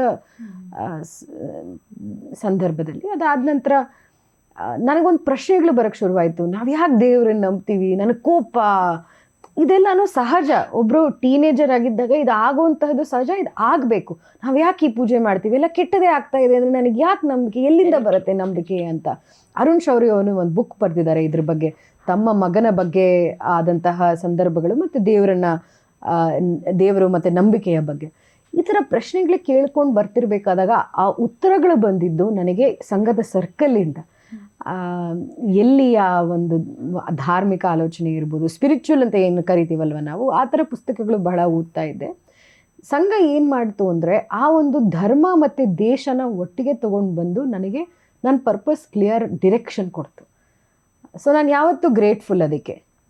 ಸಂಘದಲ್ಲಿ ಮತ್ತು ಆ ಒಂದು ಲಾಂಗ್ ಟರ್ಮ್ ಗೋಲ್ ನನಗೆ ಜ್ಞಾಪಕ ಇದೆ. ಆಲ್ಮೋಸ್ಟ್ 10 ವರ್ಷ ಹಿಂದೆ ಇಲ್ಲೇ ಚಾಮರಾಜಪೇಟೆ ರಾಷ್ಟ್ರೋತ್ಥಾನದಲ್ಲಿ ಒಂದು ಬಾರಿ ಕೂತಿದ್ದಾಗ ರಾಧಾಕೃಷ್ಣ ಹೊಲ್ಲ ಅವರು ಆರ್ಟಿಕಲ್ 370 ಬಗ್ಗೆ ಒಂದು ಪ್ರೆಸೆಂಟೇಷನ್ ಮಾಡಿದರು. ನನಗೆ ಜ್ಞಾಪಕ ಇದೆ, ಮೇ ಬಿ 12-13 ವರ್ಷ ಆಯ್ತೇನೋ. ಆವಾಗ ಅನ್ನಿಸ್ತು, ನಮ್ಮ ಸರ್ಕಾರ ಬಂದಿರಲಿಲ್ಲ ಆಗ, ಇದು ಎಷ್ಟು ವರ್ಷಗಳಿಂದ ಶ್ಯಾಮಪ್ರಸಾದ್ ಮುಖರ್ಜಿ ಅವರ ಕತೆ ಇರಬಹುದು, ಅಲ್ಲಿ ಹೋಗಿ ಕಾಶ್ಮೀರದಲ್ಲಿ ಆ ಸ್ಟ್ಯಾಂಡ್, ಆ ಕ್ಲಾರಿಟಿ, ಅದು ನಿನ್ನೆ ಮೊನ್ನೆ ಅಲ್ಲ ಬಂದಿದ್ದು. ಎಷ್ಟೋ ವರ್ಷಗಳಿಂದ ಯೋಚನೆ ಮಾಡಿಕೊಂಡು ಕ್ಲಿಯರ್ ಕಟ್ ಅಂಡರ್ಸ್ಟ್ಯಾಂಡಿಂಗ್ ನಮ್ಮ ದೇಶದ ಟೆರಿಟೋರಿಯಲ್ ಇಂಟೆಗ್ರಿಟಿ, ನಮ್ಮ ದೇಶದ ಸಿವಿಲೈಸೇಷನಲ್ ವ್ಯಾಲ್ಯೂಸ್, ಹಿಸ್ಟ್ರಿ ಬಗ್ಗೆ ಆದರೆ ಅವಾಗ ನೋಡಿದಾಗ ಆ ಪ್ರೆಸೆಂಟೇಷನ್ನ ಅಯ್ಯೋ ಇದೇನಪ್ಪ ಇದು, ನಾವು ಈ ಒಂದು ಸೋಲೋ ಥರ ಬ್ಯಾಟಲ್ ಥರ ಇದೆಯಲ್ಲ ಇದು ಅಂತ ಅನಿಸಿದ್ದು. ಇವಾಗ ಆಗಲೇ 4-5 ವರ್ಷ ಆಗ್ತಾ ಬಂತಲ್ಲ ಆರ್ಟಿಕಲ್ 370 ತೆಗೆದ ನಂತರ. ಸೊ ಆ ಒಂದು ಲಾಂಗ್ ಸ್ಟ್ಯಾಂಡಿಂಗ್ ಕಮಿಟ್ಮೆಂಟ್ ಇದೆಯಲ್ಲ ಸಂಘದ್ದು. ಮತ್ತು ಯಾವ ಬದಲಾವಣೆನೂ ಒಂದೇ ದಿವಸಕ್ಕೆ ಆಗೋಗಲ್ಲ, ರೆವಲ್ಯೂಷನಿಂದ ಆಗೋಗಲ್ಲ, ಶಿಸ್ತಿನಿಂದ ಆಗತ್ತೆ, ಪೇಷನ್ಸಿಂದ ಆಗತ್ತೆ, ಜನರನ್ನು ಒಟ್ಟಿಗೆ ಕರ್ಕೊಂಡು ಹೋಗೋದ್ರಿಂದ ಆಗತ್ತೆ, ಸಮಯಕ್ಕೆ ಬದಲಾಗೋ ಒಂದು ಆ ಒಂದು ಕೇಪಬಿಲಿಟಿ ಇದೆಯಲ್ಲ, ಅದು ನನಗೆ ಸಂಘದ ಬಗ್ಗೆ ಬಹಳ ಇಷ್ಟ. ಸೊ ಇವಾಗ 100 ವರ್ಷ ನಾವು ಸೆಲೆಬ್ರೇಟ್ ಮಾಡ್ತಿರೋದ್ರಿಂದ ಅದ್ರ ಬಗ್ಗೆ ಒಂದಿಷ್ಟು ಬರೆಯೋದಕ್ಕೂ ಅವಕಾಶಗಳಿದೆ. ನಾನು ಬರಿತಾ ಇದ್ದೀನಿ ಅದರ ನನ್ನ ಅಸೋಸಿಯೇಷನು ಮತ್ತು ನನ್ನ ಅಭಿಪ್ರಾಯಗಳ ಬಗ್ಗೆ. ಹೊರಗಡೆ ಇರೋರು ನೋಡಿ, ಸಂಘದ ಒಳಗಡೆ ಬಂದು ಅದನ್ನು ಅರಿವಾಗೋ ತನಕ ಯಾವತ್ತೂ ಸಂಘ ಏನೋ ಅರ್ಥ ಆಗ್ತಾ ಇಲ್ಲದೆ ಇರೋ ಥರದ್ದು ಅನ್ಸುತ್ತೆ ಜನರಿಗೆ. ಯಾರ ಮನೆಗಳಲ್ಲಿ ಸಂಘದ ಒಂದು ಶಾಖೆಗೆ ಹೋಗೋ ಒಂದು ಅಭ್ಯಾಸ ಇದೆಯೋ ಆ ಸಂಘದ ಪರಿವಾರಗಳಿಗೆ ಅವರು ಬಹುಶಃ ಡೈರೆಕ್ಟಾಗಿ ಅರ್ಥ ಆಗತ್ತೆ. ಆದರೆ ನಿಜವಾಗ್ಲೂ ಸಂಘವನ್ನು ಅರಿಯಬೇಕು ಅಂದರೆ ಅದು ಒಳಗಡೆ ಬಂದು ಅರ್ಥ ಮಾಡಿಕೊಂಡು, ಮತ್ತು ಒಳಗಡೆ ಬರೋದು ಅಂದರೆ ನಾನು ಈ ಒಂದು ಇನ್ಸ್ಟಿಟ್ಯೂಷನನ್ನು ಹೇಗಾದರೂ ಮಾಡಿ ಬೈತೀನಿ ಅಂತ ಒಳಗಡೆ ಬರೋದಲ್ಲ, ಅರ್ಥ ಮಾಡ್ಕೊಳಕ್ಕೆ ಬರಬೇಕು, ಓಪನ್ ಮೈಂಡಿಂದ ಬರಬೇಕು. ಅಂಥವ್ರಿಗೆ ಸಂಘ ಈಸ್ ಎ ನ್ಯಾಚುರಲ್ ಹೋಮ್. ಈಗ ಹೇಳಿದ್ರಿ 100 ವರ್ಷ ಶತಮಾನೋತ್ಸವ ಆಚರಿಸ್ತಾ ಇದೆ. ಕಾಂಗ್ರೆಸ್ ಅವರು ಟೈಮ್ ಸಿಕ್ಕಾಗೆಲ್ಲ ಕೋಮು ದ್ವೇಷ ಹರಡುತ್ತೆ ಅಂತಾರೆ, ಮಹಿಳೆಯರಿಗೆ ಏನು ಅನ್ಯಾಯ ಮಾಡ್ತಾನೆ ಬಂದಿದೆ ಅದು ಇದು ಅದೆಲ್ಲ ಗೊತ್ತಿದೆ ನಿಮಗೆ. ಮಹಿಳೆಯರಿಗೆ ಸಂಘದಲ್ಲಿ ಯಾವ ರೀತಿ ಇದೆ ಮೇಡಮ್ ಗೌರವ? ವೆರಿ ಗುಡ್ ಪ್ರಶ್ನೆ. ನಾನು ಬರೀತಿರೋದನ್ನು ಇದ್ರ ಬಗ್ಗೆನೇ. ಹೆಗ್ಡೆವಾರ್ ಅವರು ಇದನ್ನ ಸಮಿತಿನ ರಚನೆ ಆಗಬೇಕಾದಾಗಲ ಅವ್ರದ್ದು ಅಂಡರ್ಸ್ಟ್ಯಾಂಡಿಂಗ್ ಡಿರೆಕ್ಷನ್ ಯಾವತ್ತೂ ಕ್ಲಿಯರ್ ಆಗಿದ್ದು ಏನು ಅಂದರೆ, ನಾವು ನಿಮಗೆ ಆ ಡಿಸಿಷನ್ ಮಾಡಲ್ಲ, ನೀವು ಸಮಿತಿ ರಚನೆ ಮಾಡ್ಕೊಳ್ಳಿ, ನಿಮಗೆ ಹೇಗೆ ನೀವು ಸಮಾಜಕ್ಕೆ ಕಾಂಟ್ರಿಬ್ಯೂಟ್ ಮಾಡ್ತೀರಿ ಅಂತ ನೀವು ಡಿಸೈಡ್ ಮಾಡಿ ಅನ್ನೋದ್ರ ಬಗ್ಗೆ. ನೀವು ಸಂಘದ ಎಲ್ಲ ಒಂದು ಸೇವಾ ಕಾರ್ಯಕ್ರಮಗಳಲ್ಲಿ, ಸೇವಾ ವಿಂಗ್ಸ್ನಲ್ಲಿ ಮಹಿಳೆಯರು ಪುರುಷರು ಒಟ್ಟಿಗೆ ಕೆಲಸ ಮಾಡ್ತಾರೆ, ಆ ಥರ ಏನು ಭೇದ ಭಾವ ಇಲ್ಲ ಅಲ್ಲಿ. ಆದರೆ ಸಮಿತಿ ಅಂದರೆ ವ್ಯಕ್ತಿ ನಿರ್ಮಾಣದಲ್ಲಿ ಸಮಿತಿಗೆ ಆ ಒಂದು ಕರ್ತವ್ಯ ಇದೆ. ಹಾಗಾಗಿ ಎಲ್ಲಿ ನಾವು ನಮ್ಮ ಯುನೀಕ್ನೆಸ್ಸನ್ನು ಸೆಲೆಬ್ರೇಟ್ ಮಾಡಬೇಕು ಅದಿದೆ, ಆದರೆ ಒಟ್ಟಿಗೆ ಎಲ್ಲಿ ಕೆಲಸ ಮಾಡಬೇಕು ಆ ಅವಕಾಶನೂ ಇದೆ. ಸೊ ಹಾಗಾಗಿ ಹೊರಗಡೆಯಿಂದ ಬರುವಂತಹ ಈ ಕಾಮೆಂಟ್ಸು ಇದನ್ನೆಲ್ಲದನ್ನು ಸೀರಿಯಸ್ ಆಗಿ ತಗೊಳ್ಳೋದು ಬಹಳ ಕಷ್ಟ. ನಮ್ಮ ಇನ್ನೊಂದು ಏನು ಅಂದರೆ, ನಾನು ಇದನ್ನು ಇನ್ನೊಂದು ಬಾರಿ ಹೇಳಿದ್ದೀನಿ, ನನ್ನನ್ನು ನೀವು ಒಬ್ಬ ಮಹಿಳೆಯಾಗಿ ಮಾತ್ರ ನೀವು ನನಗೆ ಅವಕಾಶ ಕೊಡಬೇಡಿ ಅಥವಾ ನನ್ನ ಮಾತನ್ನು ಕೇಳಬೇಡಿ. ನನ್ನ ಮಾತುಗಳಲ್ಲಿ ಹೌದು ನನ್ನ ಮಹಿಳೆಯೂ ಕೂಡ, ಆದರೆ ನನ್ನ ಮಾತಲ್ಲೂ ಏನೋ ಮುಖ್ಯವಾದಂತಹ ಒಂದು ಮೂಲ ಇದೆ, ಅದನ್ನು ಕೇಳಿಸ್ಕೊಳ್ಳಿ. ಸಂಘದಲ್ಲಿ ಯಾವತ್ತೂ ಅದು ನಿಮ್ಮ ಐಡಿಯಾಸ್ಗೆ ಒಂದು, ನಿಮ್ಮ ಶಿಸ್ತಿಗೆ, ನಿಮ್ಮ ಡಿಸಿಪ್ಲಿನಿಗೆ ಅದ್ರ ಫೋಕಸ್ ಇರುತ್ತೆ ಹೊರತು ನೀವು ಮಹಿಳೆಯರು ಪುರುಷರು, ನೀವು ಈ ಜಾತಿ ಆ ಜಾತಿ ಇದು ಯಾವುದೂ ಇಲ್ಲ. ಆ ಒಂದು ಈಕ್ವಲೈಸರ್ ಸಂಘ. ಒಬ್ಬ ಮಹಿಳಾ ವಕ್ತಾರಿಯಾಗಿ, ವಕ್ತಾರರು ತುಂಬಾ ಜನ ಇದ್ದಾರೆ, ಮಹಿಳಾ ವಕ್ತಾರೆಯರು ತುಂಬಾ ಕಡಿಮೆ ಅಲ್ವಾ? ಮಹಿಳಾ ವಕ್ತಾರರು ತುಂಬಾ ಕಡಿಮೆ ಇದ್ದೀರಿ. ನಿಮ್ಗೆ ಇದು ಅಡ್ವಾಂಟೇಜ್ ಅನ್ಸುತ್ತೋ ಅಥವಾ ಡಿಸ್ಅಡ್ವಾಂಟೇಜ್ ಅನ್ಸುತ್ತೋ? ನನಗನ್ಸುತ್ತೆ ನಮ್ಮ ಪಕ್ಷದಲ್ಲಿ ಡಿಸ್ಟ್ರಿಕ್ಟ್ ಲೆವೆಲಲ್ಲಿ ಅಂದರೆ ಜಿಲ್ಲಾ ಲೆವೆಲಲ್ಲಿ, ಮಂಡಲ್ ಲೆವೆಲ್ದಲ್ಲಿ ಇನ್ನೂ ಬಹಳಷ್ಟು ಜನ ಮಹಿಳೆಯರು ಇದ್ದಾರೆ. ರಾಜ್ಯದಲ್ಲಿ ನಾನು ಸದ್ಯಕ್ಕೆ ಒಬ್ಬಳಾಗಿದ್ದೀನಿ. ನಾನು ಯಾವತ್ತೂ ಹೇಳ್ತಾ ಇರ್ತೀನಿ ಪಕ್ಷಕ್ಕೆ ಇನ್ನೂ ಇಬ್ಬರನ್ನ ಕರ್ಕೊಂಡು ಬನ್ನಿ. ಅಡ್ವಾಂಟೇಜ್ ಥರ ನೋಡೋದಿಲ್ಲ, ಬಟ್ ಇನ್ನೊಬ್ಬರು ಇದ್ದರೆ ಅಟ್ಲೀಸ್ಟ್ ಒಬ್ಬರು ಮಹಿಳೆಯರು ಇರಬೇಕು ಅಂತ ಹಾಗಂತ ನನಗನ್ಸೋದಿಲ್ಲ. ನನ್ನ ಬಗ್ಗೆ ನನಗೆ ಗೊತ್ತು, ನನ್ನ ಆರ್ಗ್ಯುಮೆಂಟ್ಸ್ ಎಷ್ಟು ಸ್ಟ್ರಾಂಗ್ ಆಗಿದೆ ಇಲ್ಲ ಅಂತ, ಮತ್ತು ನನ್ನ ನಾಲೆಜ್ ಇದೆ ಅಂತ ನನಗೆ ಗೊತ್ತು. ನನ್ನ ಬಗ್ಗೆ ಅಷ್ಟು ನನಗೆ ಇದಿದೆ. ಆದ್ರೂ ಇನ್ನೂ ಮಹಿಳೆಯರು ನೋಡೋದಕ್ಕೆ ಭಾಳ ಜನ ಇಷ್ಟಪಡ್ತಾರೆ. ಸೊ ಬಹುಶಃ ಅದಾಗತ್ತೆ ಅಂತ ನನಗನ್ಸುತ್ತೆ. ನಾನು ಅದನ್ನು ಅಡ್ವಾಂಟೇಜ್ ಡಿಸ್ಅಡ್ವಾಂಟೇಜ್ ಆಗಿ ನೋಡೋದಿಲ್ಲ. ಆಮೇಲೆ ಬರೀ ಮಹಿಳೆಯರ ರಿಲೇಟೆಡ್ ಇಶ್ಯೂಸ್ಗೆ ಮಾತ್ರ ನಮ್ಮ ಪಕ್ಷ ಏನು ನನ್ನನ್ನು ಕಳಿಸೋದಿಲ್ಲ. ಮಹಿಳೆಯರ ಬಗ್ಗೆ ಮಾತಾಡೋದಕ್ಕೆ ಪುರುಷರಿಗೂ ಅವಕಾಶ ಇದೆ, ಹಾಗೆ ನಾನು ಬೇರೆ ಬೇರೆ ವಿಷಯದ ಬಗ್ಗೆ ಮಾತಾಡೋದಕ್ಕೆ ನನಗೂ ಅವಕಾಶ ಇದೆ. ಸೊ ಹಾಗಾಗಿ ನಾನೇ ಹೇಳ್ತಾ ಇರ್ತೀನಿ ಬಹಳಷ್ಟು ಜನ ನನ್ನ ಸಹೋದರಿಯರಿಗೆ, ನನ್ನ ಫ್ರೆಂಡ್ಸ್ಗೆ, ಯಾರು ಲೀಗಲ್ ಸೆಲ್ಲಲ್ಲಿದ್ದಾರೆ, ವಿಮೆನ್ಸ್ ವಿಂಗಲ್ಲಿದ್ದಾರೆ, ಬನ್ನಿ ನೀವು ಮಾತಾಡಿ. ಅದು ನೋಡಿ, ಯಾಕೆ ಮಹಿಳೆಯರು ಮುಂದೆ ಬಂದು ಮಾತಾಡಬೇಕು ಅಂದರೆ ನಮ್ಮದೇ ಆದಂತಹ ಒಂದು ಯುನೀಕ್ ಪರ್ಸ್ಪೆಕ್ಟಿವ್ನು ತರ್ತೀವಿ ನಾವು. ಹೌದು. ಪ್ಲಸ್ ಮಹಿಳೆಯರಿಗೂ ಈ ಒಂದು ಕೇಪಬಿಲಿಟಿ ಇದೆ ಅನ್ನೋದ್ರ ಬಗ್ಗೆ ಸಮಾಜಕ್ಕೆ ಗೊತ್ತಿದೆ, ಆದರೆ ಅದು ಇನ್ನೂ ಸಾಲಿಡಿಫೈ ಆಗತ್ತೆ. ಹೌದು. ಎಲ್ರೂ ಒಂದು ಸಮಸ್ಯೆನಾಗ್ಲಿ ಯಾವ್ದನ್ನೇ ಆಗ್ಲಿ ನೋಡೋ ದೃಷ್ಟಿಕೋನ ಬೇರೆ ಇರುತ್ತೆ. ಹೌದು. ಈಗ ನಿಮ್ಮ ಪಕ್ಷದಲ್ಲೇನೆ ವಕ್ತಾರರು ಯಾವ ರೀತಿ ನೋಡ್ತಾರೆ, ನೀವ್ ಯಾವ ರೀತಿ ನೋಡ್ತೀರಾ ಅನ್ನೋದು ಅಲ್ವಾ. ಮತ್ತೆ ಒಬ್ರು ಮಹಿಳೆ ಬಂದ್ರೆ ಅದ್ರ ಜೊತೆಗೆ ಇನ್ನೂ 10 ಜನನ ಕರ್ಕೊಂಬರೋ ಅವಕಾಶ ಇದೆ. ಇವತ್ತು ನೀವು ಒಬ್ಬ ಮಹಿಳಾ ಆಂಕರ್ ಆಗಿ ಇಲ್ಲಿ ಕೂತಿರೋದ್ರಿಂದ ಬಹುಶಃ ನಾನು ಇನ್ನೂ ಓಪನ್ ಆಗಿ ಮಾತಾಡ್ತಾ ಇದ್ದೀನಿ. ಸೊ ಅದು ನಮ್ಮ ಖುಷಿ. ಹೌದು. ಸೊ ಹಾಗಾಗಿ ಇನ್ನೂ ಒಂದಿಷ್ಟು ಜನ ಬರ್ಬೇಕು ಆಗ್ತಾರೆ ಅನ್ನೋ ಒಂದು ಕಾನ್ಫಿಡೆನ್ಸ್ ನನಗಿದೆ. ಅದೇ ಹೇಳ್ತಾ ಇದ್ದೀರಾ ಈಗ ಪಕ್ಷಕ್ಕೆ ಕರ್ಕೊಂಡ್ಬನ್ನಿ ಅಂತ. ನನ್ನನ್ನ ಯಾರನ್ನೋ ಆಕ್ಚುಲಿ ಇಲ್ಲಿ ಕರ್ಕೊಂಡ್ ಬನ್ನಿ ಅಂತ ಮಾತ್ರ ಅಲ್ಲ, ನಂದು ಜವಾಬ್ದಾರಿ ಇದೆ ಅದರಲ್ಲಿ. ನಾನು ಇದನ್ನ ಯಾವುದೇ ಜಿಲ್ಲೆಗೆ ಹೋದಾಗ್ಲೂ ಯಾವುದೇ ಆದಂತಹ ಒಂದು ಸಂಭಾಷಣೆಯಲ್ಲೂ ಯಾವುದೇ ಆದಂತಹ ಬೈಟೆಕ್ಲೂ ನಾನು ಹೇಳ್ತೀನಿ, ಯಾರಾದರೂ ಯುವತಿಯರಿಗೆ ಈ ಒಂದು ರಾಜಕೀಯದಲ್ಲಿ ನಮ್ಮ ಪಕ್ಷದಲ್ಲಿ ಹೇಗೆ ಬರಬೇಕು, ಯಾವ ಥರ ಅವಕಾಶ ಆ ಥರ ಇದ್ದರೆ ದಯವಿಟ್ಟು ನನ್ನ ಜೊತೆ ಮಾತಾಡಿ. ನಾನು ಎಷ್ಟಾಗತ್ತೋ ಅಷ್ಟು ಸಹಾಯ ಮಾಡ್ತೀನಿ. ಮುಂಚೆ ಏನಂತ ಅರ್ಥ ಇರ್ತಿತ್ತು ಅಂದರೆ, ಒಂದೇ ಸೀಟ್ ಇರ್ತಿತ್ತಲ್ಲ ಮಹಿಳೆಯರಿಗೆ, ಆ ಒಂದಕ್ಕೆ ನಾವೆಲ್ಲರೂ ಕಚ್ಚಾಡ್ಬಿಟ್ಟು, ಅಂದರೆ ಯಾರೋ ನನ್ನ ಸಹೋದರರು ಯಾರೋ ಒಂಥರ ಹೇಳಿದ್ರು, ಮಹಿಳೆಯರ ಆ ಥರ ಅವ್ರು ಯಾವತ್ತೂ ಅವ್ರು ಇವ್ರ ಕಾಲು ಎಳ್ಕೊತಾ ಇರ್ತಾರೆ ಅಂತ. ನೀವು ಒಂದೇ ಸೀಟ್ ಕೊಟ್ಬಿಟ್ಟು ಟೇಬಲಿನಲ್ಲಿ, ಇವಾಗ ನಮ್ ಪೂರ್ತಿ ಟೇಬಲ್ ಇದೆ, ಕರೆದು ಕೂಡ್ಸ್ಕೋಬೇಕಾಗತ್ತೆ. ಮುಂಚೆ ಒಂದ್ ಸೀಟ್ ಇತ್ತು, ನಾನ್ ಕೂತ್ಕೋತೀನಿ. ಮತ್ತೆ ಕೊಲಾಬ್ರೇಟ್ ಮಾಡಿದಾಗ ನಾವು ಬೆಳೆಯೋದು. ಕಾಂಪಿಟಿಷನ್ ಇಸ್ ಗುಡ್, ಇಂಪ್ರೂವ್ ಆಗೋದಿಕ್ಕೆ. ಮತ್ತೆ that is the nature of the world. ಹೌದು. ಏನು ಅಂದ್ರೆ ಒಬ್ರು ಮುಂದೆ ಹೋಗ್ತಾರೆ, ಒಬ್ರು ಹಿಂದೆ ಹೋಗ್ತಾರೆ, ಒಬ್ರು ಹಂಗೆ ಇರ್ತಾರೆ. ಅದು ನೇಚರ್ ಆಫ್ ದ ವರ್ಲ್ಡ್. ಒಂದ್ ಸ್ವಲ್ಪ ಕರ್ಮದ ಬಗ್ಗೆ ಮತ್ತೆ ಪುನರ್ಜನ್ಮದ ಬಗ್ಗೆ ಒಂದು ನಂಬಿಕೆ ಇರಬೇಕು ಇದನ್ನ ನಂಬೋದಿಕ್ಕೆ.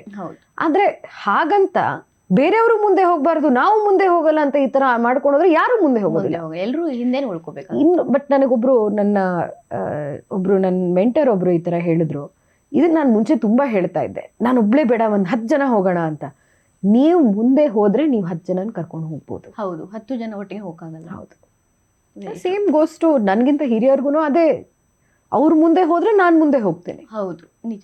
ಈಗ ಟಿವಿ ಡಿಬೇಟ್ಗಳಿಗೆ ಹೋಗ್ತೀರಾ ನೀವು, ಹೆಚ್ಚಾಗಿ ಇಂಗ್ಲೀಷು, ಹಿಂದಿ ಇದೆಲ್ಲ ನಿಮ್ಮನ್ನ ನೋಡಿದ್ದೀವಿ. ನೀವು ಈಗಲೂ ಕೂಡ ಅದರಲ್ಲಿ ಜಾಸ್ತಿ ಗುರುತಿಸ್ಕೊಂಡಿದ್ದೀರಿ. ನಿಮ್ಗೆ ಯಾರ ಡಿಬೇಟ್ ತುಂಬಾ ಇಂಟ್ರೆಸ್ಟಿಂಗ್ ಅನ್ಸುತ್ತೆ? ಆ ಥರ ಹೇಳೋದಕ್ಕಾಗಲ್ಲ. ಎಕ್ಸಾಂಪಲ್ ಅಲ್ಲ, ನಾನು ಒಂದೆರಡು ಹೆಸರು ಹೇಳ್ತೀನಿ. ಅರ್ನಬ್ ಗೋಸ್ವಾಮಿ, ರಾಜ್ದೀಪ್ ಸರ್ದೇಸಾಯಿ, ಈ ಥರ. ರಾಜ್ದೀಪ್ ಅವ್ರ ಜೊತೆ ನಾನು ಅಷ್ಟೊಂದು ಡಿಬೇಟಿಗೆ ಹೋಗಿಲ್ಲ. ಅರ್ನಬ್ ಅವರು ನನಗೆ ಬಹಳ ಹಿಂದೆಯಿಂದ ಪರಿಚಯ, ಮತ್ತು ಅವರು ಎಂಕರೇಜ್ ಮಾಡ್ತಾರೆ. ಅವರು ಹೋಗಿದ್ದು ಆಕ್ಸ್ಫರ್ಡು, ನಾನು ಹೋಗಿದ್ದು ಹಾರ್ವರ್ಡ್, ಹಾಗಾಗಿ ಸ್ವಲ್ಪ ಎಂಕರೇಜ್ ಮಾಡ್ತಾರೆ ಜಾಸ್ತಿ ನನ್ನನ್ನು. ಇಂಗ್ಲೀಷ್ ಬಿಡಿ, ಇಂಗ್ಲೀಷ್ನಲ್ಲಿ ಬೇರೆ ಬೇರೆ ಡಿಬೇಟ್ಸಲ್ಲಿ ಬೇರೆ ಬೇರೆ ಥರವಾದಂತಹ ಒಂದು ಮಜಾ ಇರುತ್ತೆ. Can't really say. And Arnab ಅವ್ರು ಏನು ಕಟ್ಟಿದಾರೋ, it's not easy going from being the reporter to owning this institution. ನಾನು ಒಬ್ರನ್ನ ಪಿಕ್ ಮಾಡೋದಕ್ಕೆ ಆಗೋದಿಲ್ಲ. ಕರ್ನಾಟಕದಲ್ಲಿನೂ ಕೂಡ ಮಹಿಳೆಯರ ಬಗ್ಗೆ ನನಗೆ ಅಜಿತ್ ಅವರು ತುಂಬ ಚೆನ್ನಾಗಿ ಆ್ಯಂಕರ್ ಮಾಡ್ತಾರೆ, ಅದೆಲ್ಲರಿಗೂ ಗೊತ್ತಿರೋವಂಥದ್ದೇ. ಬಟ್ ರಿಪಬ್ಲಿಕ್ ಟಿವಿನಲ್ಲಿ ಸ್ಮಿತಾ ರಂಗನಾಥ್ ಅವ್ರ ಕೇಪಬಿಲಿಟಿ ನನಗೆ ನಂಬೋದಕ್ಕಾಗಲ್ಲ. ಯಾಕೆಂದರೆ ಅಲ್ಲಿ ಜಗಳ ಹೆಂಗೆ ನಡೆಯುತ್ತೆ ಅಂದರೆ, ಅದ್ರ ಮಧ್ಯದಲ್ಲಿ ಕೂತ್ಕೊಂಡು ಇವರು very very calm person, otherwise very very grounded person, ಹೆಂಗೆ ಅದನ್ನ ಹ್ಯಾಂಡಲ್ ಮಾಡ್ತಾರೆ ಅಂತ ನೋಡೋದು ನಂಗೆ ಬಹಳ ಖುಷಿ ಆಗುತ್ತೆ. ಡಿಬೇಟ್ ಮುಗಿಸ್ಕೊಂಡು ಹೊರಟಿರ್ತೀರಾ, ಯಾವತ್ತಾನ ಒಂದು ಇನ್ಸಿಡೆಂಟ್ ಹೇಳೋದಾದ್ರೆ ತುಂಬಾ ಚೆನ್ನಾಗಿ ಇವತ್ತು ಡಿಬೇಟ್ ಆಯ್ತು ಅಂತ, ಅಥವಾ ತುಂಬಾ ಬೇಜಾರಾಗೋ ಥರದ್ದು, ಇನ್ನೂ ಇದನ್ನ ಮಾತಾಡ್ಬೇಕಿತ್ತು ಅನ್ನೋ ಥರದ್ದು ಯಾವ್ದಾದ್ರು ಇನ್ಸಿಡೆಂಟ್ಸ್? ಡೆಫಿನೆಟ್ ಆಗಿ ಅದು ನಡೀತಾನೆ ಇರುತ್ತೆ. ಅಯ್ಯೋ, ರೆಗ್ಯುಲರ್ ಅದು. ಯಾವತ್ತು ನಾವು ಬಹಳ ಪ್ರಿಪೇರ್ ಮಾಡ್ಕೊಂಡು ಹೋಗಿರ್ತೀವೋ ಅವತ್ತು ಎಲ್ಲಾನು ಹೇಳೋದಕ್ಕಾಗಲ್ಲ, ಬೇಸರ ಆಗುತ್ತೆ. ಒಂದೊಂದು ಬಾರಿ ಮಾತಾಡೋದಕ್ಕೆ ಆಗಲ್ಲ, ಅಷ್ಟು ಕಿರ್ಚಾಟ ನಡೆಯುತ್ತೆ, ಆವಾಗಂತೂ ತುಂಬ ಬೇಸರ ಆಗುತ್ತೆ. ಬಹಳಷ್ಟು ಬಾರಿ ಆ್ಯಕ್ಚುಲಿ ಇವಾಗ ಹೊಸದಾಗಿ ನನಗೆ ಬಂದು ಬಹಳಷ್ಟು ಜನ ಹೇಳ್ತಾ ಇರೋದು, ನೀವು ಸ್ವಲ್ಪ ಜಾಸ್ತಿ ಕಿರ್ಚ್ತಾ ಇದ್ದೀರಾ, ಅಷ್ಟೊಂದು ಕಿರ್ಚೋದು ಬೇಡ ಅಂತ. ಆದರೆ ಇನ್ನೊಂದು ಕಡೆಯಿಂದ ನೀವು ಇನ್ನೂ ಜಾಸ್ತಿ ಕಿರ್ಚಿ ಮೇಡಮ್ ಅಂತ ಯಾರೋ ಹೇಳ್ತಾರೆ. ಆ ಮೂಮೆಂಟಲ್ಲಿ ನೀವು ನಿಮ್ಮ ಧ್ವನಿ ಕೇಳಿಸೋವಾಗ ಮಾಡಲೇಬೇಕಾಗುತ್ತೆ. ಅದರಲ್ಲಿ ಕಾಂಟೆಂಟ್ ಇದ್ರೆ ಕಿರ್ಚೋ ನೆಸೆಸಿಟಿ ಇರ್ಕೂಡ್ದು. ಆದರೆ ಡಿಬೇಟ್ಸ್ ಯಾವ ಥರ ಆಗೋಗಿದೆ ಅಂದರೆ, ಮುಂಚೆ ನಂಗೆ ಜ್ಞಾಪಕ ಇರ್ತು, ಒಂದು 7-8 ವರ್ಷ ಹಿಂದೆ ನಾನು ಕನ್ನಡ ಚಾನಲಲ್ಲೂ ಹೋಗ್ತಾ ಇರಬೇಕಾದಾಗ ಇಷ್ಟೊಂದು ಕಿರ್ಚಾಟ ಇರ್ತಿರ್ಲಿಲ್ಲ. ಇವಾಗ ಸ್ವಲ್ಪ ಜಾಸ್ತಿ ಆಗಿರೋವಂಥದ್ದು. ಡಿಬೇಟ್ ಅಂದರೆ ಕಿರ್ಚಾಟ ಅನ್ನೋ ಲೆವೆಲ್ಗೆ ಬಂದ್ಬಿಟ್ಟಿದೆ. ಕಾಂಟೆಂಟ್ ಇದೆ, ಜನರಿಗೆ ಇಷ್ಟ ಆಗ್ತಾ ಇಲ್ಲ, ಅದು ಜನರಿಗೂ ಕೇಳಿಸ್ಕೊಡ್ಬೇಕು. ಆದರೆ ಅಲ್ಲಿ ನಮ್ಮ ಪ್ರೆಷರ್ಸ್ ಇರುತ್ತೆ, ಇನ್ನೊಬ್ರು ಕಿರ್ಚಿದ್ರೆ ನಾವು ಕಿರ್ಚಬೇಕು, ಈ ಥರ ಪ್ರೆಷರ್ಸ್ ಇರುತ್ತೆ. ಅವ್ರು ಹೇಳ್ತಾರಲ್ಲ, ಸುಮ್ನಾಗ್ಬಿಟ್ರು ನೋಡಿ, ಒಪ್ಕೊಂಡ್ರು, ಲೈಕ್ ಆ ಮೂಮೆಂಟ್ ಹೀಟ್ ಆಗ್ಬಿಡುತ್ತಲ್ಲ, ಸೊ ಅವಾಗ ಮಾತಾಡ್ಲೇಬೇಕಾಗುತ್ತೆ. ಕರೆಕ್ಟ್. ಹೌದು, ವೇಟಿಂಗ್ ಆ ಮೂಮೆಂಟ್, ಸ್ವಲ್ಪ ಸುಮ್ನಾದ್ರು ಸುಮ್ನಾಗ್ಬಿಟ್ರು ನೋಡಿ ಅಂತ. Political theatre great extent. So ಶಾಬಾಸ್ ಗಿರಿ ಸಿಕ್ಕಿದ್ಯಾ ಪಕ್ಷದಿಂದ? ತುಂಬಾ ಚೆನ್ನಾಗಿ ತುಂಬಾ ಮಾತಾಡ್ಕೊಂಡು ಬಂದ್ರಿ ಅಂತ ಆ ಥರದ್ದು ಒಂದು ಇನ್ಸಿಡೆಂಟ್? 100% ರೆಗ್ಯುಲರ್ ಆಗಿ ಅಂತ ಹೇಳಕ್ಕಿಂತ ಆಗತ್ತೆ. ಅದು ಒಂದು ಯಾವ ಸಬ್ಜೆಕ್ಟ್ ಬಗ್ಗೆ ಅಂತ ನೆನಪೇನಾದ್ರೂ ಇದ್ರೆ? ನನಗೆ ಎಕನಾಮಿಕ್ಸ್ ಬಗ್ಗೆ ಬಜೆಟ್ ಟೈಮ್ ಇದ್ದಾಗ ಜಾಸ್ತಿಯಾಗಿ ನನಗೆ ಅದ್ರ ಬಗ್ಗೆ ಶಾಬಾಷ್ಗಿರಿ ಬರುತ್ತೆ. ಮತ್ತು ಈ ರೀಸೆಂಟಾಗಿ EVM ಮತ್ತು ಬ್ಯಾಲೆಟ್ ಪೇಪರ್ ವಿಷಯದ ಬಗ್ಗೆ ಒಂದಿಷ್ಟು ಜನ ಫೋನ್ ಮಾಡಿ ಹೇಳಿದ್ರು. ಧರ್ಮಸ್ಥಳದ ವಿಷಯದಲ್ಲೂ ಮಹಿಳೆಯರ ಒಂದು ಮುಖ್ಯವಾದಂತಹ ರೋಲ್ ಬಗ್ಗೆ ಮಾತಾಡಿದಾಗಲೂ ಶಾಬಾಷ್ಗಿರಿ ಸಿಕ್ಕಿತ್ತು. ಒಂದು ನನ್ನಲ್ಲಿ ಏನು ಯಾವಾಗ ನನ್ನ ಕರೆಕ್ಟ್ ಮಾಡ್ತಾರೆ ಅಂದರೆ, ನಾನು ತುಂಬ ಜನ ತುಂಬ ಕಿರ್ಚಾಡ್ಬಿಡ್ತಿದ್ರೆ ನಾನು ಸುಮ್ಮನೆ ಆಗ್ಬಿಡ್ತೀನಿ, ನನ್ನ ಕೈಲಿ ಆಗಲ್ಲ ಇದು ಅಂತ.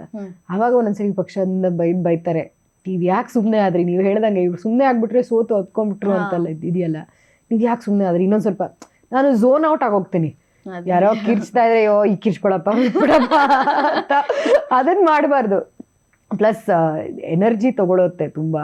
ಹೌದು, ತುಂಬಾನೇ ಎನರ್ಜಿ ತಗೊಳುತ್ತೆ. 40-50 ಮಿನಿಟ್ಸ್. ಹೌದು ಹೌದು. ಅಂಡ್ ಆನ್ ಸ್ಪಾಟ್ ಇರಬೇಕು, ಟು ಬಿ ವೆರಿ, ಅಂಡ್ ಎಲ್ಲಾದ್ರ ಬಗ್ಗೆನೂ ನಾಲೆಡ್ಜ್ ಇರಬೇಕು, ಓದಿರ್ಬೇಕು. ಆಮೇಲೆ ಪ್ಲಸ್ ಅದೇ ಕ್ಷಣದಲ್ಲಿ ಎಲ್ಲ ನಾಪಕ ಬರುತ್ತೆ ಅಂತಾನು ಹೇಳೋದಕ್ಕಾಗಲ್ಲ. ಪ್ಲಸ್ ನನಗೆ ಒಂದೇನು ಗೊತ್ತಾಗಿದೆ ಅಂದ್ರೆ, ನಾನು ಆಫೀಸ್ ಕೆಲಸ ಮಾಡೋದು, ಫಸ್ಟ್ ನಾನು ಆಫೀಸ್ ಕಾಲ್ಸ್ ಎಲ್ಲ ಇರೋದು ಇಂಗ್ಲಿಷಲ್ಲಿ ಇರುತ್ತೆ. ಅದು ಇನ್ಯಾವುದೋ ಪರ್ಸ್ಪೆಕ್ಟಿವ್ ಅಲ್ಲಿ ಯೋಚನೆ ಮಾಡ್ತಾ ಇರ್ತೀನಿ. ಸಡನ್ ಆಗಿ ಇದಕ್ಕೆ ಶಿಫ್ಟ್ ಆಗಬೇಕು, ಸಾಯಂಕಾಲ ಆಗಿದ ತಕ್ಷಣ ಇದ್ರ ಬಗ್ಗೆ ಯೋಚನೆ ಮಾಡಬೇಕು, ರಾಜಕೀಯದ ಬಗ್ಗೆ ಯೋಚನೆ ಮಾಡಬೇಕು. ಅದು ಮುಂಚೆ ತುಂಬಾ ಬಾದರ್ ಆಗ್ತಾ ಇತ್ತು. ಯಾಕೆಂದ್ರೆ ನನಗೆ ಅಭ್ಯಾಸ ಇರೋದು ಏನು ಅಂದ್ರೆ, ಈ ಟೈಮಿಂದ ಈ ಟೈಮ್ಗೆ ಕೆಲಸ ಮಾಡೋದು, ಇದಾದ ನಂತರ ಹಿಂಗೆ. ಇವಾಗ ಹೇಗಾಗಿದೆ ಅಂದ್ರೆ, ಯಾವುದೇ ಟೈಮಿಗೆ ಡಿಬೇಟ್ ಬಂದ್ಬಿಡ್ಬೋದು, ಯಾವ್ದಾದ್ರು ಫೋನ್ ಕಾಲ್ ಮಾಡ್ಬಿಟ್ಟು ಅವರು ಇಲ್ಲ ಫೋನಲ್ಲಿ ಮಾತಾಡಿ ಇವಾಗ ಅಂತ ಹೇಳ್ಬೋದು. ಸೊ ಆಸ್ ಅ ರಾಜಕಾರಣಿಯಾಗಿ ಕಾನ್ಸ್ಟೆಂಟ್ ಆಗಿ ನೀವು ನಿಮ್ಮ ತಲೆ ಯಾವಾಗಲೂ ಅಲ್ಲಿ ಇರಬೇಕು ಅನ್ನೋದು ಇವಾಗ ನನಗೆ ಅದು ಸ್ವಲ್ಪ ಸ್ವಲ್ಪ ಅಭ್ಯಾಸ ಆಗ್ತಾ ಇದೆ. ಇನ್ನು ಲಾಸ್ಟ್ ಇಯರ್ ಏನಾಯ್ತು ಅಂದ್ರೆ, ಹಿಂದಿನ ವರ್ಷ ಎಲೆಕ್ಷನ್ ಟೈಮ್ ಆಗಿರೋದ್ರಿಂದ ತುಂಬಾ ಫಾಸ್ಟ್ ಮತ್ತೆ ನನ್ನ ಕೆಲಸದಿಂದನೂ 6 months ಲೀವ್ ತಗೊಂಡಿದ್ದೆ. 2 ಕೆಲಸದ ಮಧ್ಯ ಇದೆ, ಸೊ ಟೈಮ್ ಆಫ್ ತಗೊಂಡಿದ್ದೆ. ಅವಾಗ ತುಂಬಾ ಚೆನ್ನಾಗಿತ್ತು, ಬರೀ ರಾಜಕೀಯ ಮಾಡೋದಕ್ಕೆ ತುಂಬಾನೇ ಚೆನ್ನಾಗಿತ್ತು. ಫುಲ್ ಟೈಮ್ ರಾಜಕೀಯ ಮಾಡೋದಕ್ಕೆ ಅವಕಾಶ ನನಗೆ ಯಾವತ್ತಾದ್ರೂ ಸಿಕ್ಕಿದ್ರೆ ನಾನು 100% ಮಾಡ್ತೀನಿ ಅದನ್ನ.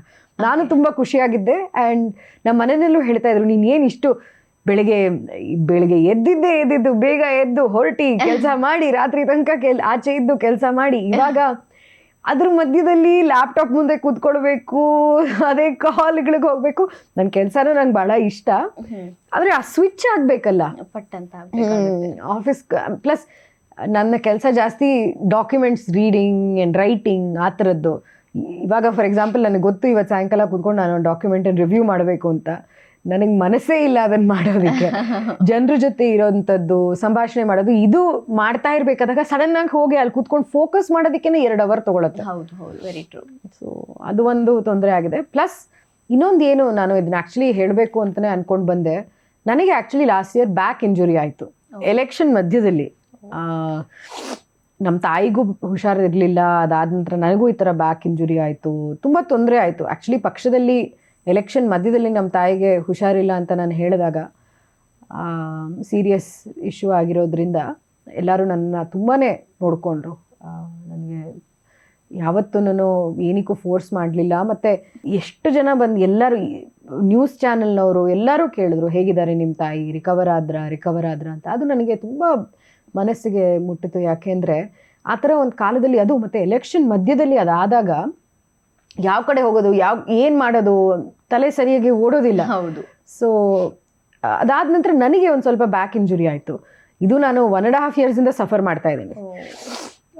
ಮೊನ್ನೆ ಯಾವತ್ತೋ ಬಳ್ಳಾರಿಗೆ ಹೋಗಿದ್ದೆ, ಈ ರೀಸೆಂಟ್ ಅಲ್ಲ, 2 ಸರಿ ಬಳ್ಳಾರಿಗೆ ಹೋಗಿದ್ದೀನಿ ಈ ವರ್ಷ. ಬಟ್ ಫಸ್ಟ್ ಟೈಮ್ ಹೋಗಿದ್ದಾಗ ವಾಪಸ್ ಬರ್ತಾ ನಾನು ರೆಡ್ ಬಸ್, ಸಾರಿಗೆ ಬಸ್ಸಲ್ಲಿ, ಅಯ್ಯೋ ಬಸ್ಸಲ್ಲಿ ಹೊಟ್ಟೋಗೋಣ ಅಂತ ಅಂದ್ಕೊಂಡೆ. ಬ್ಯಾಕ್ ಇಂಜುರಿ ಪ್ಲಸ್ ಅದು ಈ ಥರ ಡಿಸಿಷನ್ಸು ನನಗೆ 20 ವಯಸ್ಸಲ್ಲ ಅಂತ ನಾನು ಅರಿವು ಮಾಡ್ಕೊಡ್ಬೇಕು. ನಾನು ಹೇಗೆ ಅಂದರೆ, ಎಲ್ಲರೂ ಹೋಗ್ತೀನಿ, ಹೇಗಾದರೂ ಹೋಗ್ತೀನಿ, ನನ್ನ ಪಾಡಿಗೆ ನಾನು ನೋಡ್ಕೊಳಕ್ಕೆ ನನಗೆ ಗೊತ್ತಿದೆ. ನಾನು ಆಲ್ಮೋಸ್ಟ್ 15 yearsಯಿಂದ ಸೋಲೋ ಆಗಿ ಟ್ರಾವೆಲ್ ಮಾಡ್ತಾ ಇದ್ದೀನಿ. ಇಲ್ಲಿ ಮಾತ್ರ ಅಲ್ಲ, ವಿದೇಶದಲ್ಲೂ ಕೂಡ ನನಗೆ I can handle any situation ಅಂತ ನನಗೆ ಗೊತ್ತಿದೆ. ಆ್ಯಂಡ್ ನನ್ನ ಲಿಮಿಟ್ಸ್ ಏನು ಅಂತಲೂ ನನಗೆ ಗೊತ್ತಿದೆ. ಬಟ್ ಈ ಒಂದು ಆಟೋಲ್ಲಿ ಓಡಾಡೋದು, ಬಸ್ಸಲ್ಲಿ ಬರೋದು, ಬೆನ್ನು ಮುರ್ಕೊಂಡು, ಇದು ಒಂದು ದೊಡ್ಡ ತೊಂದರೆ ಆಗಿದೆ. ಒಂದು ಪಿಲ್ಲೋ ಇಟ್ಕೊಂಡು ಯೂಶ್ವಲ್ ಆಗಿ ಬಟ್ ಏನು ಹೇಳಕ್ಕೆ ಇಷ್ಟಪಡ್ತೀನಿ ಅಂದರೆ ರಾಜಕೀಯದಲ್ಲಿ ಇಷ್ಟು ಓಡಾಟ ಇರುತ್ತೆ. ಪ್ಲಸ್ ನಾಳೆ ಹೋರಾಟ ಅಂದರೆ ಹೊರಡಬೇಕು, ಪ್ಲಸ್ ಒಂದೊಂದ್ಸರಿ ಹೋರಾಟಕ್ಕೆ ಹೋಗ್ತೀವಿ, ಅದು ಉಪಯೋಗ ಆಗತ್ತೋ ಇಲ್ವೋ, ಅಲ್ಲಿ ಇರಬೇಕಿತ್ತೋ ನಾವು ಇಲ್ವೋ ಅಂತಲೂ ಗೊತ್ತಾಗಲ್ಲ. ಇದೆಲ್ಲ ಇದ್ದಾಗ ಒಂದು ಸ್ವಲ್ಪ ಬೇಸಿಕ್ ಕಂಫರ್ಟ್ಸ್ ಇದೆಯಲ್ಲ, ಟೇಕಿಂಗ್ ಕೇರ್, ಸರಿಯಾದಂತೆ ಸಮಯಕ್ಕೆ ಊಟ ಮಾಡುವಂಥದ್ದು, ಹೆಲ್ದಿಯಾಗಿ ಊಟ ಮಾಡೋದು, ಎಕ್ಸಸೈಸ್ ಮಾಡೋದು. ರೀಸೆಂಟಾಗಿ ಎಕ್ಸಸೈಸನ್ನ ಸರಿಯಾಗಿ ಮಾಡೋಕ್ಕೆ ಶುರು ಮಾಡಿದ್ದೀನಿ. ಇನ್ನೂ 100% ಹೇಳೋಕ್ಕಾಗಲ್ಲ, ಬಟ್ ಫಾಲೋ ಮಾಡ್ತಾ ಇದ್ದೀನಿ. ಅಟ್ಲೀಸ್ಟ್ ದಿನ ಒಂದು 30 ನಿಮಿಷ ಎಕ್ಸಸೈಸ್, ಅದಕ್ಕೆ ಟೈಮ್ ಹಾಕೊಳ್ಳೋದು, ಇದೆಲ್ಲ ಬಹಳ ಮುಖ್ಯ ಆಗುತ್ತೆ. ನಿಮ್ ಸೆಲ್ಫ್ಗೆ ನೀವು ಟೈಮ್ ಕೊಡ್ಬೇಕು. ತುಂಬಾನೇ, ಅದು ನಾನು ಮರ್ತೇ ಹೋಗ್ಬಿಟ್ಟೆ. ಇಲ್ಲ, ನೀವೀಗ ಜನಗಳಿಗೋಸ್ಕರ ಮಾಡ್ತಿದ್ರಿ ಅಂದಾಗ ಯು ಶುಡ್, ನಿಮ್ಗೆ ಮೊದಲು ನೀವು ಟೈಮ್ ಕೊಡ್ಬೇಕು ಅನ್ನೋದನ್ನ ಅರ್ಥಕೊಂಡ್ರಿ. ಅದನ್ನ ಅರ್ಥ ಮಾಡ್ಕೊಳ್ಳೋದಕ್ಕೆ 1.5 ವರ್ಷ ಆಗಿದೆ ನನಗೆ. ಪಾರ್ಟಿನಲ್ಲಿ ಬಹಳಷ್ಟು ಜನ, ಪಕ್ಷದಲ್ಲಿ ಎಷ್ಟು ಜನ ಬಂದು ಹೇಳ್ತಾರೆ, ಮೇಡಮ್ ನೀವು ನಿಮ್ಮನ್ನ ನೋಡ್ಕೊಳ್ಳಿ, ನಿಮ್ಮನ್ನ ಯಾಕೆ ನೋಡ್ಕೊಳ್ಳಲ್ಲ ನೀವು ಅಂತ. ಬಟ್ ಆ ಕೆಲಸದ ಮೇಲೆ ನನಗೆ ಅಷ್ಟು ಒಂದು ಮೋಹ ಅಂತಾನೆ ಅನ್ಬೋದು. ಓಕೆ, ಈಗ ನಿಮ್ಮ ದೃಷ್ಟಿಕೋನಕ್ಕೆ ಬರೋಣ. ಓಕೆ, ನೇಪಾಳದಲ್ಲಿ ನೋಡ್ತಿದ್ರೆ ಏನೇನೆಲ್ಲ ಆಗ್ತಿದೆ, ಅದನ್ನ ನಮ್ಮ ಕುತ್ತಿಗೆ ಕಟ್ಟೋ ಕೆಲಸನೂ ಮಾಡ್ತಿದ್ರು ಭಾರತಕ್ಕೆ. ಇದನ್ನ ನೀವು ಯಾವ ತರ ನೋಡ್ತೀರಾ ಅಂತ? ನೋಡಿ, ಫಾರಿನ್ ಪಾಲಿಸಿ ಅನ್ನೋದು ಒಂದು ಗೇಮ್ ಆಫ್ ಚೆಸ್. ಯಾವ ಮೂವ್ ಯಾರಿಂದ ಆಗತ್ತೆ, ಯಾವ ಟೈಮ್ನಲ್ಲಿ ಮಾಡ್ತಾರೆ ಅನ್ನೋದ್ರ ಬಗ್ಗೆ ನಮ್ಗೆ ಯಾವುದನ್ನು ಇಲ್ಲಿ ಕೂತ್ಕೊಂಡು ನಾವು ಅದನ್ನು ಅಸ್ಯೂಮ್ ಮಾಡ್ಕೊಳ್ಳೋದು ಬೇಡ. ನಮ್ಮ ಪೂರ್ತಿಯಾದ ನಮ್ಮ ನೇಬರ್ಹುಡ್ನಲ್ಲಿ ಶ್ರೀಲಂಕಾ ಇರ್ಬೋದು, ಬಾಂಗ್ಲಾದೇಶ್ ಇರ್ಬೋದು, ನೇಪಾಳ ಇರ್ಬೋದು, ಇಲ್ಲೆಲ್ಲನೂ ಡಿಫ್ರೆಂಟ್ ರಿಜೀಮ್ ಚೇಂಜಸ್ ಆಗ್ತಾ ಇದೆ, ವೈಲೆಂಟ್ ಪ್ರೊಟೆಸ್ಟ್ ಆಗ್ತಾ ಇದೆ ಅಂದರೆ ಇದು ನಿಜವಾಗ್ಲೂ ಯಾವುದೋ ಸಾಂದರ್ಭಿಕವಾದಂತಹದ್ದು ಅಥವಾ ಪ್ರೀ ಪ್ಲಾನ್ ಆಗಿರುವಂಥದ್ದು ಅದ್ರ ಬಗ್ಗೆನೂ ಪ್ರಶ್ನೆ ಕೇಳಬೇಕು. ಜಿಯೋ ಪೊಲಿಟಿಕಲ್ ಪವರ್ಸ್, USA ಇರ್ಬೋದು, ಬೇರೆ ಬೇರೆ ದೇಶಗಳಿರ್ಬೋದು, ಇವರೆಲ್ಲರೂ ರಿಜೀಮ್ ಚೇಂಜ್ನಲ್ಲಿ ಬಹಳ ಮಾಡಿದ್ದಾರೆ ಈ ಥರ ಕೆಲಸಗಳನ್ನ. ಸೊ ಇದನ್ನ ಇಂಡಿಯಾ ಮೇಲೆ ಕಟ್ ಹಾಕುವಂಥದ್ದು, ಅದು ಯಾರ ಅಜೆಂಡಾ ಅನ್ನೋದ್ರ ಬಗ್ಗೆನೇ ನಾವು ಪ್ರಶ್ನೆ ಮಾಡಬೇಕಾಗಿದೆ. ಪ್ಲಸ್ ಇವತ್ತಿನ Jio politics very very volatile. ಯಾರೂ ಯಾವತ್ತೂ ಒಂದು ದೇಶದ ಇಂಟ್ರೆಸ್ಟೇ ಮುಖ್ಯವಾಗಿದ್ದು, ಇವಾಗ ಇನ್ನೂ ಮುಖ್ಯವಾಗಿದೆ ಅದು. ಯಾರೂ ಗ್ಲೋಬಲೈಸ್ಡ್ ವರ್ಲ್ಡ್ ಆರ್ಡರ್ ಬಗ್ಗೆ ಯೋಚನೆ ಮಾಡ್ತಾ ಇಲ್ಲ.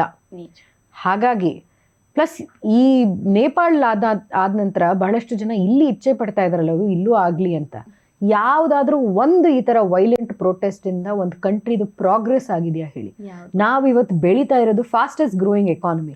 ನಮ್ಮದು ಆ ಗೋಲ್ ಇರೋವಂಥದ್ದು ಎಷ್ಟು ಮುಖ್ಯವಾಗಿರುವಂಥದ್ದು, economic growth is the priority. ಇಂತಹ ಒಂದು ಆ್ಯಂಡ್ ಸ್ಟೆಬಿಲಿಟಿ ಇದೆ ನಮ್ಮಲ್ಲಿ ಪ್ರಾಬ್ಲಮ್ಸ್ ಇಲ್ಲ ಅಂತ ಅಲ್ಲ, ಇದೆ ನಮ್ಮಲ್ಲಿ ಪ್ರಾಬ್ಲಮ್ಸ್, ಆದರೆ ಸ್ಟೆಬಿಲಿಟಿ ಇದೆ. ಅದನ್ನು ನಾವು ಒಂದು ಹೆಮ್ಮೆ ಪಡಬೇಕು ಹೊರತು ಬೇರೆ ಯಾವುದೋ ರಾಜ್ಯದಲ್ಲಿ ಇದಾಗ್ತಾ ಇದೆ ಹಾಗಾಗಿ ಆಗಬೇಕು ಅಂತ.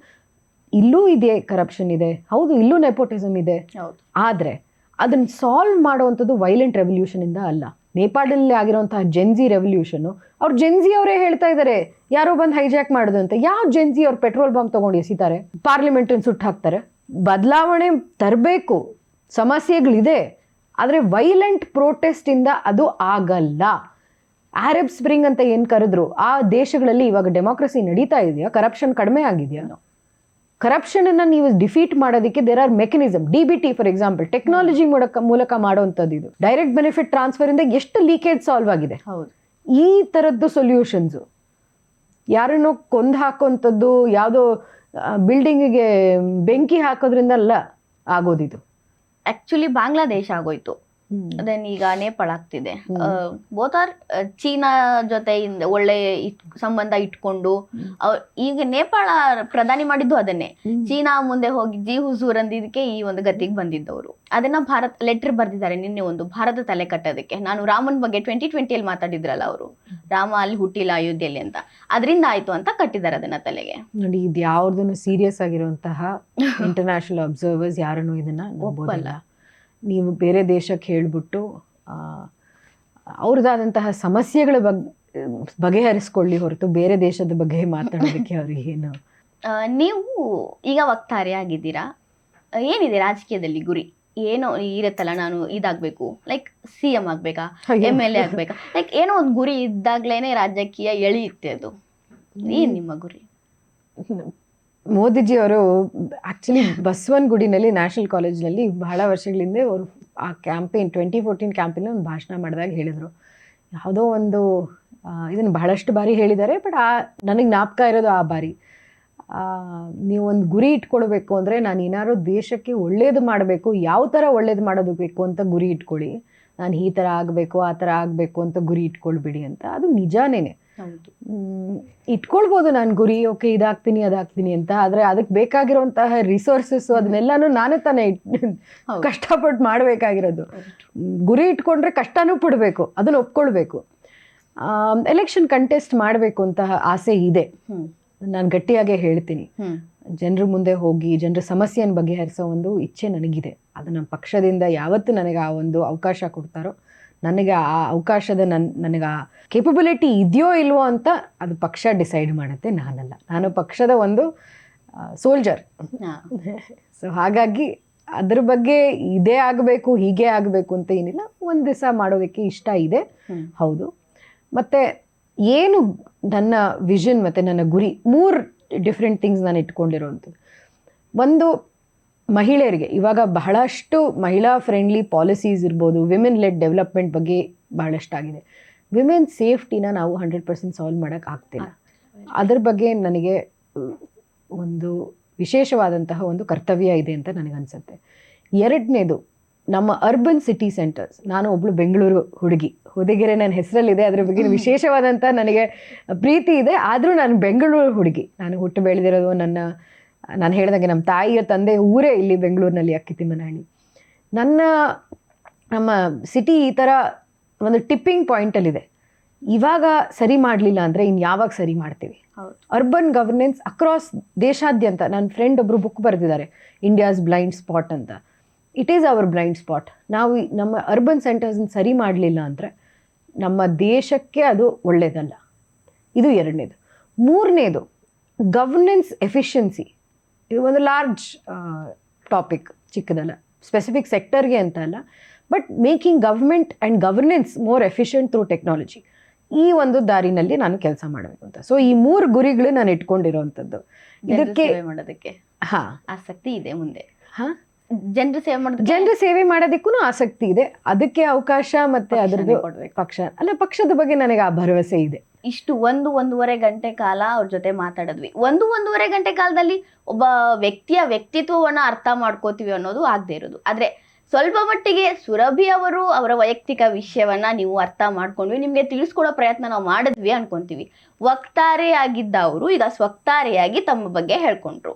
ಇದೇ ರೀತಿ ಮುಂದೆ ಸಿಗ್ತಾ ಇರೋಣ ಮೇಡಮ್. ತುಂಬಾ ಮಾತಾಡ್ಬೇಕಿದೆ, ಇನ್ನ ಈ ಜರ್ನಿ ಇನ್ನ ಮುಂದುವರಿಯುತ್ತೆ. ಬೇರೆ ಬೇರೆ ವಿಷಯದ ಬಗ್ಗೆ ಮಾತಾಡ್ತಾ ಇರೋಣ. ಇವತ್ತು ನಮ್ಗೆ ನಿಮ್ಮ ಅಮೂಲ್ಯವಾದ ಟೈಮ್ನ ಕೊಟ್ಟಿದ್ದಕ್ಕೆ ತುಂಬಾ ಥ್ಯಾಂಕ್ ಯು. ನಮಸ್ಕಾರ. ಧನ್ಯವಾದಗಳು.